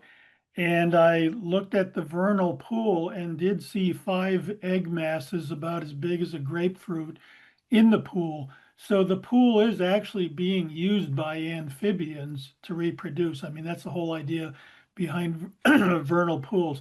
And the other thing to support what I think Mr. DiPietro said is that it appears that that area has been I guess I could say improved to change the water flow, which could explain why he saw more in his stream. So that's just my only comment. Thank you. Thanks, Wayne. I hope you're not saying that the eggs you found were the size of grapefruit, but that the egg clutch was, because I'm a little nervous about what's up there. I had my eye out for a velociraptor, but I didn't see it. Nothing. Okay, great. I can make 2 quick Yeah, comments go ahead. before you guys wrap up. Yeah. Again, the section of road between Carl and I, if this gets developed, there'll be 4 homes served by like a 1-lane road. I don't want to be part of that driveway situation. So I really am hoping you'll talk to the developer or the town itself could improve that section of road between Carl and I. Speaking for myself, not all my neighbors now, because I have 2 young kids that are gonna be learning to drive soon and I don't want to be pulling them out of that ditch. And one other point I didn't touch on originally that I just want to talk about now. It was suggested at one point that the town not allowing this property to be developed would be a taking. And I don't know what impact that had on the decision, but I would recommend that if that is an issue that the select board is thinking is a concern, to talk to legal counsel. There's 2 kinds of municipal takings. The first is property, right? So if the town wants to build a sidewalk and they need another 5 foot and they can't buy it or otherwise negotiate with the property owner, they can do eminent domain and take it. The other is a regulatory taking. So that's if the town passes a rule that kind of renders a property undevelopable, there can be a court case. There was one in South Burlington recently where this all happened. You could look that one up. Enforcing your own standards for roads is not a taking. Did you hear the word taking tonight? This is DRB. Oh, okay. Okay, thank you. Yep. And so enforcing your own standards to develop roads, how it says in the regulations, that's not a taking. And not signing onto a wetland permit with impacts that you may not support, just refusing to sign that, that's not a taking either. So I'm not an attorney, don't take my word for it, but if that's kind of a thing that would kind of push you to sign all this and kind of acquiesce, I really would hope you talk to legal counsel about that. Sounds good. And I have one final item. Actually, I stopped by your office as well on the 8th, and I think it's important that we label Bolger Hill as a dead end. Because if it's a dead end. I had them order the sign. Okay, perfect. I have a general question. Look at you making decisions without Peter. Peter, we should have had that as an agenda item. You know what? Sorry, go ahead. I have a procedural question. So there's 2 ways this could play out as I understand it. One is that you guys decide to do an appeal, which would have its own timeline. If you decide not to do the appeal, does anybody in the room know when this might get back to the select board for our ruling? Well, there's 2. Hang on. Can I call on Chris Flynn to answer that? Yeah. So there's not an appeal, basically the applicant will have to make a decision when, he's gonna move forward with the project and talk with. I mean, there's no set timeline. The only set timeline with regards to their affirmative decision, he's got 180 days to file the plat. But procedurally, what we would like maybe, I don't know, maybe Chris isn't saying on June 15th it shows up, but like procedurally, when does it do it? Is it before? Like when, when in the timeline, where in the timeline would it be? You can make the request at any time that they feel it's appropriate for them to move forward. And, you know, I would assume that they were probably waiting for the appeal period to see Okay. what these things are going, so. So we would have some time as a board to gather more information that we felt we Well, wanted. what's happening is there'll be a submission, right? You guys can schedule it as you see fit, to have a public comment, and if the application and the request doesn't have information that you're looking for, you can request that information. You can have a discussion like you had tonight, where you were gonna approve a parking ordinance that you basically said, okay, we're not gonna do that because we need further information. And so you have all those options available to you, and, you know, like any board, you need to understand your decision and defend it. So if you can't get there, then you need to get the information you need to be able to make the decision you need. Thank you. On that point, I mean, kind of unfortunate for us neighbors too, that they didn't come to you all first to figure out how you felt about this road in the public right of way. But instead they were going to the DRB, because it now puts us in a difficult position as neighbors who just, again, not opposed to development, just want to see it developed properly, right? We're just asking the rules to be followed. So it sort of puts it now, we're forced in a different position. If they didn't come to you first, we could have had this discussion before the DRB rendered any decision. Joe? May I just briefly comment on that? Yep. So there definitely was thought put into which one we were going to go first, whether it was the chicken or the egg. You know, we have to seek approval both with the DRB and with the select board. With looking at the project overall, seeing the things we had to cross in regards to wetlands, septic, stormwater, and so on. Though that criteria weighed heavier, definitely in our opinion, of approval process than what we were proposing to the select board. Basically, the process select board is upgrading a town road to a driveway, pretty straightforward. So we did weigh who to apply to first. It wasn't callous, and we both have options for denial. And technically you can deny us too. But again, because of the loading of each process, we decided that the DRB was the first one to tackle. So we definitely thought in that it wasn't Yeah, I don't know enough about it, but I could understand them coming in and us saying, well, what did the DRB say? Yeah, so I don't understand enough about this development stuff, but I had the same kind of comment. I'm like, why? Well, especially when Tom kind of explained it to me, I'm like, well, seems like I should probably know about this. So it was a road, it's a different application at the DRB. It is chicken and egg, I don't disagree with that. Yeah. Yeah. It's a totally different application at the DRB as far as the minor and major subdivision. Certain decisions are made concerning the road. Can I ask a question? I'm not sure of who, but. You got to ask them towards me. How come they didn't consider a different approach to the property? There's other avenues. Oh, that is a DRB thing. I don't want to talk about that here. I'm not saying it's not a good question, but that's good. I can promise I'm not qualified to answer it. I think I saw Tom had your hand up. Yeah, Tom got Sure. How you doing? Thanks for having us tonight. Everyone on Bolger Hill, I don't think none of us are opposed to this development. We're just making sure that the road is properly improved. And going on what Peter said prior was like, you know, your group has to take it amongst yourselves to make sure you're doing everything you can. Well, also the select board, it's been turned over to you what you want to do with the town road, the class 3. It's going to be, I believe it's going to be your decision if you want to make it a 12-foot wide single drive, where the fire department regs call for a 3 or 4 lot development. This is a 3, should be 20 feet wide with shoulders. So that is going to be falling in your lap soon, where you're going to have to make that decision. So this is why the residents of Bolger Hill are interested in the safety aspects of the road construction.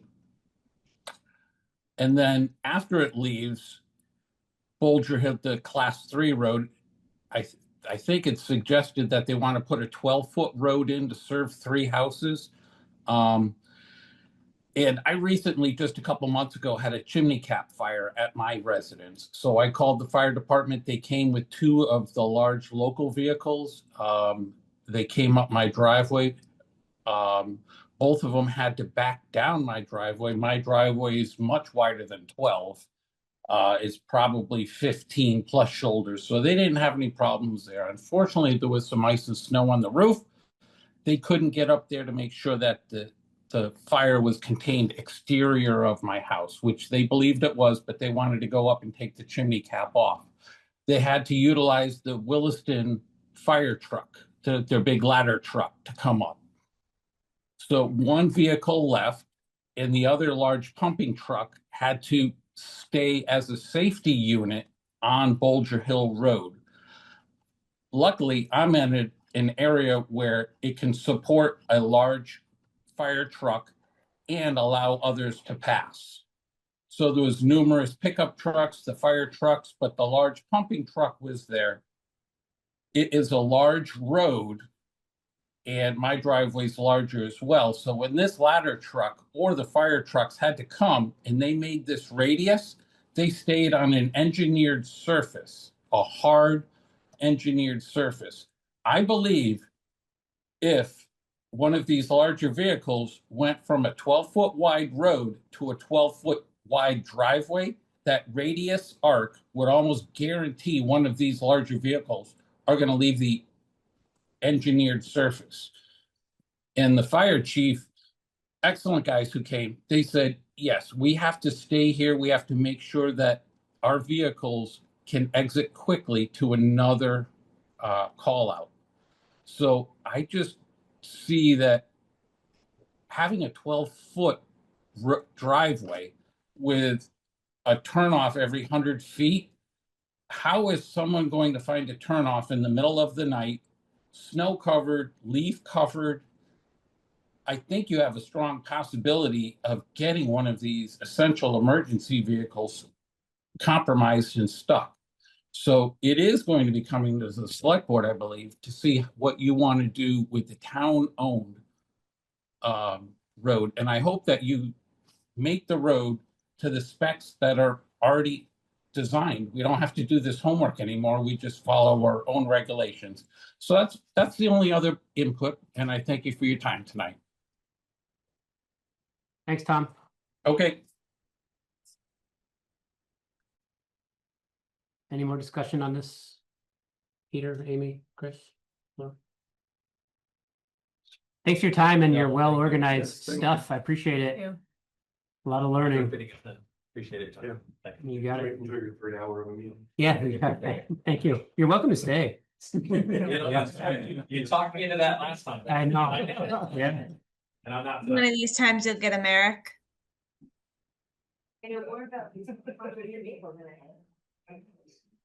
Next on the agenda is to review and consider approval of digging test pits at 5 Packard Road.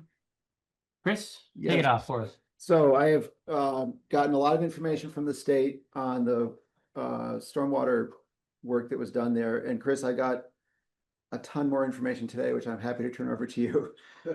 Just a lot of data, but the upshot is that it looks like it should be possible for us to move forward with some kind of development there. And the next step would be, what I would propose is that we have some test pits done to see what the soils are. Paula mentioned that Jacob could go and dig the holes, and I saw Justin Willis recently. He's like, oh, I'll go up and take a look at them. No problem. So I would just like to propose that we go ahead and do that. I have no objections to that. I have a couple of quick questions. When you started talking, Chris, I thought you were gonna. I thought we approved this last meeting. I did too. Well, it wasn't totally clear to me, and I just wanted to be sure. So I just circling back. If it's already been approved, then we can There's an old saying. move on. Request twice and dig once, right? So I guess so. My question, Probably Chris, because I wasn't there, Peter, so the meeting didn't really feel like official or anything. Like none of it really counted. Yeah. Yeah. Well, Chris, you started by saying, I have a bunch of data to give you, Chris Flynn. I think it was Chris Flynn you're talking to. And I thought you were gonna say the test pits have been dug and here's how you said we can build there.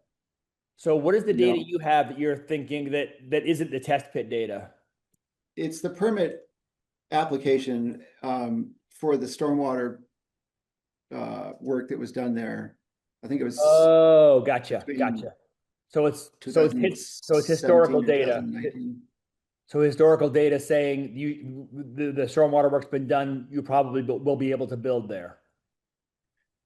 Well, what they have said is, we would be interested in seeing what your proposal is, and if you can manage additional stormwater, then we don't see that there would be a problem.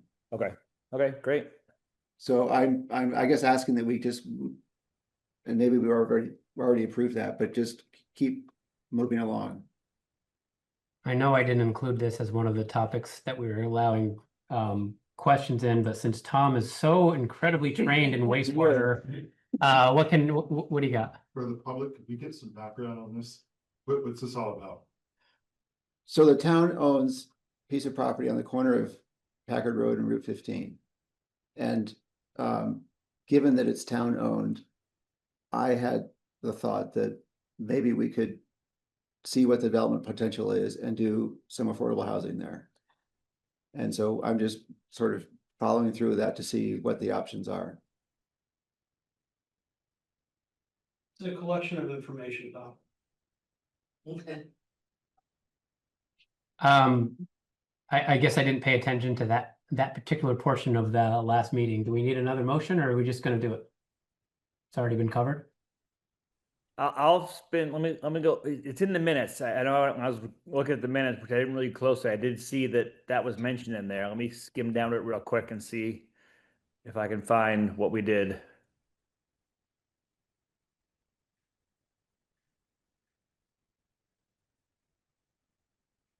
There was no motion made. Okay. Chris, make a motion. I would like to make a motion to have test pits dug at 5 Packard Road. I second the motion. Amy seconded. Amy seconded. All those in favor say aye. Aye.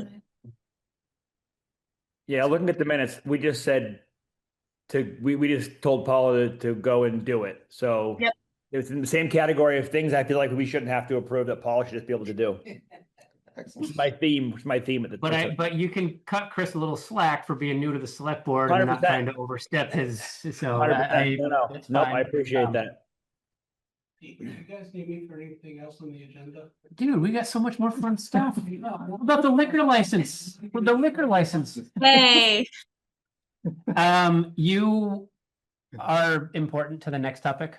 I think it's gonna be quick. No, that's fine. I'd rather here stay than. Yeah. Well, I'd rather here go take off. I'm happy to stay. Yeah, That's fine. you're not alone with that. Okay, review and consider approval of the permit process from the JCDC for 2 Railroad Circle. Joe, is this you or is this me or is this Peter? But I'm prepared if you want me to. You're the one that knows what you're doing. Why don't you You want go? me to go up or can I do it from here? It depends. Peter and Amy, can you hear? Can you hear me okay, Amy? Good enough. If you speak in the last thing you said, I could hear well, but before that, you're pretty muffled. Exactly. Yeah, come on up. Come on up. There's quite a maze for them to actually come up now, so. You put out too many chairs. I kind of like to hide when I can. So basically in a nutshell, the town, with ARPA funds purchased 2 Railroad Avenue. And over the last year or plus, the JCDC in conjunction with the select board has been looking at the development possibilities on that parcel. Over the past year, we performed a couple sketches and had meetings at the JCDC regarding possible subdivision. We performed test pits. The company I work for, O'Leary Burke, performed test pits and found that we could comfortably design 2 wastewater systems for 2 lots for 2 3-bedroom units. With that information, we move forward. O'Leary Burke brought in Habitat Humanity, who we work with quite often on a lot of other projects. Habitat seemed interested. We did a couple more sketches with Habitat's input, presented them at the JCDC, presented them also at the Select Board.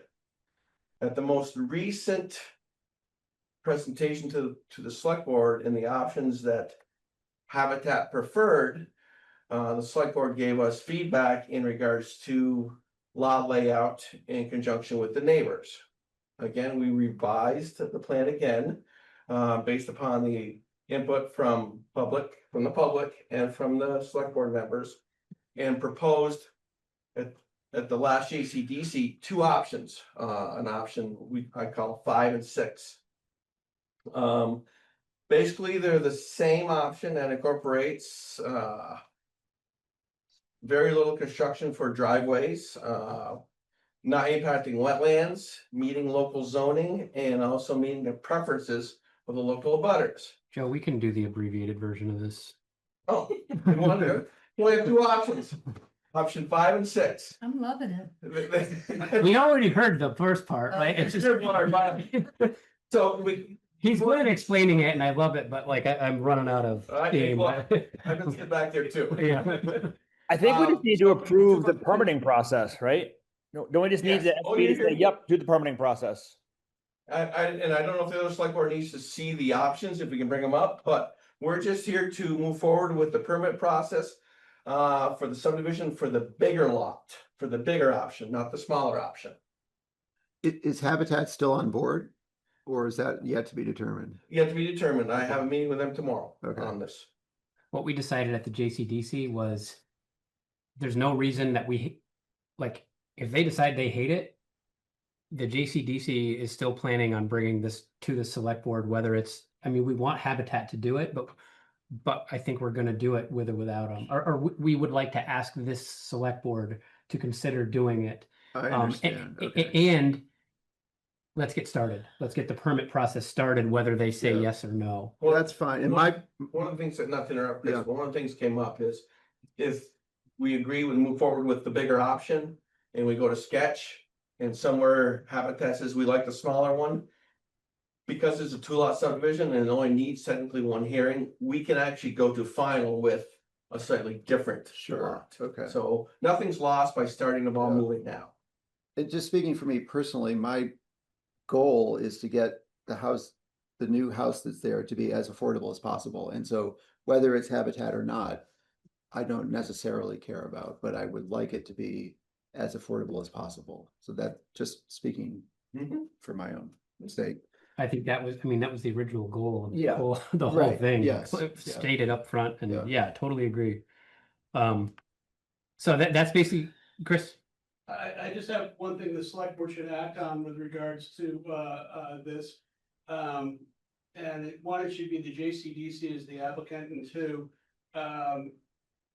the Select Board has the authority to waive the required fees. So if the Select Board makes a motion that any application dealing with 2 railroad circle is to come forward, that the zoning fees are waived, otherwise I will charge the fees.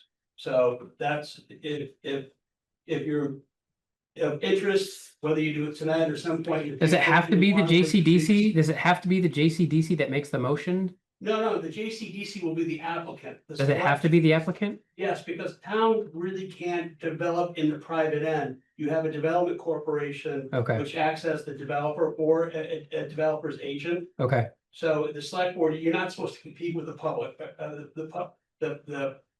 the private end. I'm sorry, I got it backwards. Yeah. Okay, I got that. Yeah, We'll have to waive the fees because the JCDC doesn't have any money. well, that's. You guys are all sitting here right now, so we can make a motion that any application on 2 railroad circuits, the necessary zoning fees are waived, and then we have in the minutes, and we've got it all covered.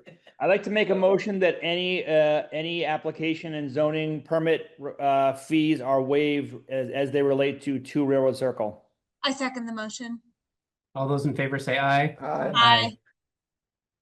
But we also need to make We also need to make a motion to Go approve ahead with the the go ahead unless there's more information people want.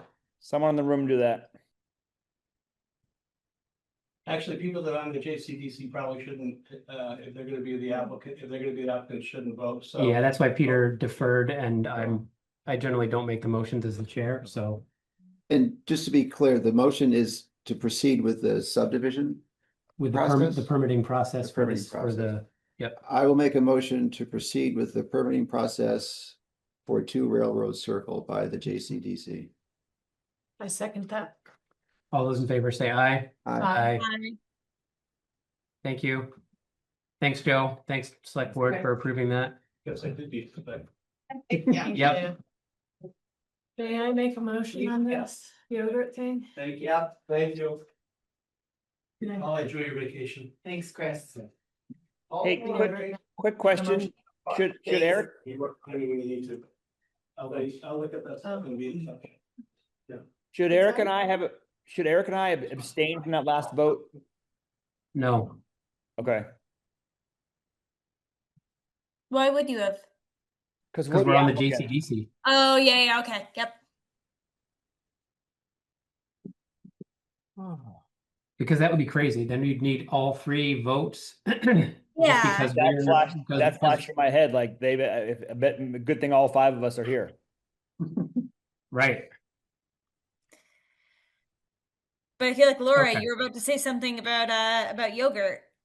Yes, are we ready for the motion? Yes. I make a motion to approve the catering license application for waterfront yogurt and sandwich at the Mansfield Barn on May 24th, 2026. I second the motion.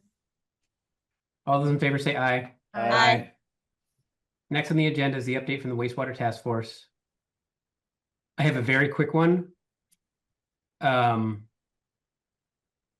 Remembering that wrong committee. Remembering that a PER, what I'm learning, PER, preliminary engineering report, which is what is being tackled right now for the Riverside area wastewater study. What I'm learning is that this PER is a big pendulum. You get some really good news, and then you get some really bad news. Maybe really you get some good news, you get some bad news. You're like, we're going to be able to do this many gallons, and then the next piece of information they uncover says you can only do this many gallons, and then you uncover something. Well, actually, you could redo that, and so it literally has done this over and over and over. And I actually think there's a new information, even more recent than this one that I currently have, because I haven't called Kate back yet. Anyway, the latest update is there's been some questions about the river corridor. And there's been a lot of talk about it and not a lot of understanding about what we can and can't do within the river corridor. There will be more information that will hopefully articulate this better. But the long story short is we've asked Du Bois and King to design it in such a way that does not include any of that river corridor, which basically, I don't have a good map to show you, but if you imagine there's like 5 spots that we're looking to build. And so if you imagine the 2 biggest ones, the 2 that have the most, imagine them here where my hand was, the river corridor kind of goes like that and slices through. So what we've done is we've asked Du Bois and King to make it so these only fit here. And so that's just the latest update there. We will have extra conservative. Basically. Because I don't think we can, because I think more information came out about that, about that river corridor that says it's harder than we were initially led to believe or whatever. So they're looking at some different options. And I got an email from Kate today, and I didn't have time to talk with her today, so I'll talk with her tomorrow. And so she might have more information there. More to come, obviously. We'll talk, the Wastewater Task Force meets again next Thursday. Yeah, this is the first Thursday. They meet next Thursday, and so we should have more information there, and then we'll have more to share back. Eric, what did that river wastewater corridor information do to our gallons? How bad was it? Like, what percentage did we lose? So those, I don't remember the percentage, but those were the 2 biggest pieces. I know, and it slashed through those. So I don't know if it was 50% of those 2 biggest pieces, or if it was like 40% of those 2 biggest pieces. Okay. Yep. And the reason I don't know is because I'm terrible with details. I do think Kate gave, because I think I asked that question and I got a it's hard to say kind of Well, answer. well, but- yeah. So it's like 40 to 50% of the two biggest things is kind of the general gist. But again, that's the pendulum going this way. The data, whatever Kate tells me, it's probably going to come back the other way. And then the test pits. I thought the test pits were pretty well remedied. I went and checked them out. They are very firm now. A kid playing on the soccer I literally was there before this meeting. I personally think that they're okay, but I did want to share that the facilities director of Browns River was disappointed that they weren't resodded. His interpretation was that they were going to bring in sod and repack them and just make them playable right then and there. Again, literally was at a softball game before this. They don't quite get out to where one of them is, but they're very, very close. Like watching the outfielder was right next to one of them. I'm not concerned with my kid playing out there on them. The only thing is instead of grass, it's got straw on them. It's very firm. They did a great job, but I think the facilities director was hoping that it was just new sod and turf that was packed. I did follow up with them. I did bring that information back to DuBois and King. They did seed it with very aggressive grass seed, like that grows quickly is what I'm told. So I'm hopeful that in a few weeks it'll be a non-issue anymore. But I did want to share that on the public record. Did you have any other updates, wastewater, Peter? No, sir. Okay. Select board updates. I want to say something first. Before we get to select board updates. There are a lot of I know of at least one or two topics that will need to be covered in an executive session.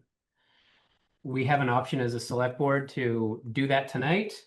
It's a little earlier than I thought we'd get here. I don't know how many select board updates we have. Or we could, I think some of these items should not wait until the next select board meeting. So what I would propose is we either push through it tonight, or we decide to have like a special meeting that we warn and go directly into executive session on like a Monday or Tuesday night or something, and we do it then. I thought we would be at 11:15 at this point, so we beat my estimate by an hour and 20 minutes. Whatever you guys want to do. It's only Can we 9 start? p.m. where I am, Yeah, so we're 2 hours early for me. I was gonna say it's 9 p.m. in Chicago, so We're this fine. is half Chicago Yeah. select board. Yeah. We're good. I think we go back to a 3-member select board and we just. So I agree. Let's at least start it. And if it goes long and we're like, look, we're too tired to make. Yeah. I don't know what all the things we have. So okay, fair enough.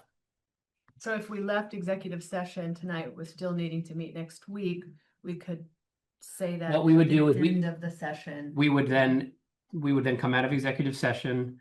We could then follow up with Paula to say, hey, we're gonna warn a select board meeting on blah blah blah date, and Yep. and then we have that meeting. We do public to be heard, and then we kick them all out, and we go right into executive session, and then we do That's that. But maybe we can get through it tonight. There's just I know there's some legal stuff, and I think there might be a few other things too. So maybe we can get through these updates and then make that determination. Is that possible? Yep, that's fine. Or we can do like, we'll just. Warrants. Oh. And then the minutes, if nobody has any updates. Updates. Who's got updates? I got a couple. The tech policy, data governance, email policy that we were talking about drafting for town employees. I was able to put attention on it, and it occurred to me that this would work better as a staff-led project, that rather than me and the select board imposing a policy, that it would be better for the staff to work on the policy and propose it to the select board. That being better for morale and not being a top-down approach. So I shared with Paula, and Paula was amenable to that. I don't know if you were excited about it, but I shared with Paula the research that I had collected about other model policies. And so that's where that stands. Anybody has questions about that? I had talked to Paula earlier before the meeting started that it would be helpful to have the select board packet posted to the website with the agenda prior to select board meetings, and Paula said that was already in progress, so that's great. That would not include everything, but it would include a lot of it. Can I Yep, go add like ahead. a little, like a slight Yeah. tick and something I texted Paul about as a woman who needs to join remotely, on those select board postings, just the ability to click into the Zoom meeting would have saved me 15 minutes tonight getting into the meeting. So just on the agenda, like as we do that. Is that possible on a PDF? Yes. It is, okay. Yes, usually lately they've been making it so that it works. I don't know why this one didn't, and I This didn't is have weird. time to. It's not a Paula problem. It's not a Paula fault. It's just like a. Yeah, no, I also agree. Jericho Town Library update and the work that Chris and I have been doing with them around governance and building repairs is that Chris, Paula, and I met with Brian Stevens, the town treasurer, to talk more about how the budgeting process works, how expenditures work with the library, and that was helpful. We're meeting, Chris, me, and the town manager of Richmond are meeting next week to talk more about how their processes work with their municipal library.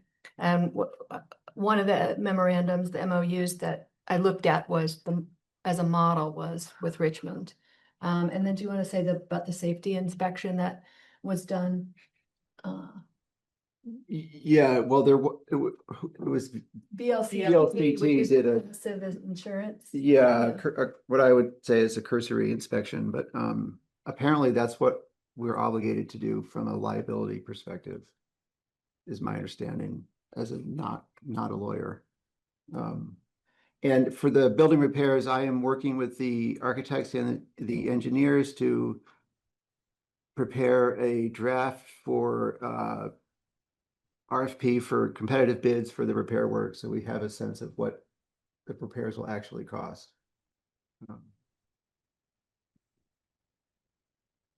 Chris, what do we do if those repairs come back double what we asked the town? We do what everyone does. We make hard choices. We prioritize them and we do what we can. I mean, that's what everybody does, you know? Yeah. Okay.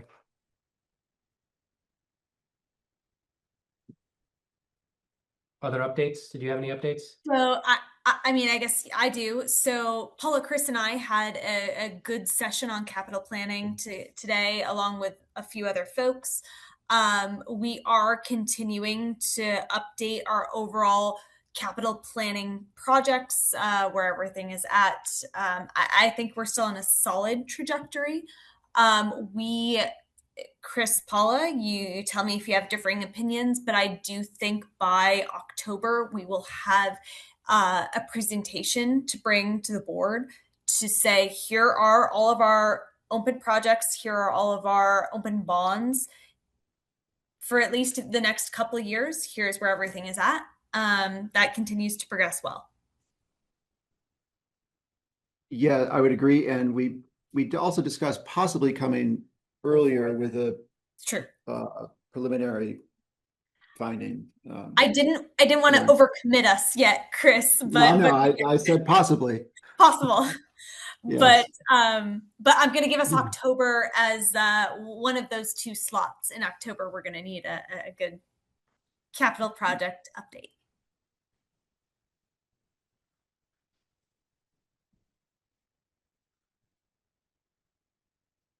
Thanks, Amy. Peter, any updates? The only thing I had was, I think we all got it, but Phil Newbeck had requested bike lane signs. Did anybody acknowledge? I didn't. Anybody acknowledge that, or did anybody else get that, or was it just me? I didn't get this. Nope. I didn't get it. I feel like I saw it. I got it. I'm pretty sure I got it. I did not acknowledge it. Okay. I don't think I did. I don't remember getting it. What am I searching my email for? Bike signs? Phil Newbeck should be fit. Just I think probably PYHL should bring it up. What does that stand for? PHYL? That's how Phil spells her name. It's Phyllis Newbeck. Oh, sorry. Like I thought you were saying. No, Sorry. just spelling. Oh, yeah, sure enough, there it is. I did not acknowledge it either. It's in your email inbox from April 27th, 11:23 a.m. Thanks for calling that out. I don't remember seeing it at all. So what do you want to do about that? And maybe not, maybe we want to talk about it later, but I thought we Yes. should just at least talk about it. Should she bring it to, should she put it on the agenda? For a select board meeting? I think so. Okay. Could you just ask Paula?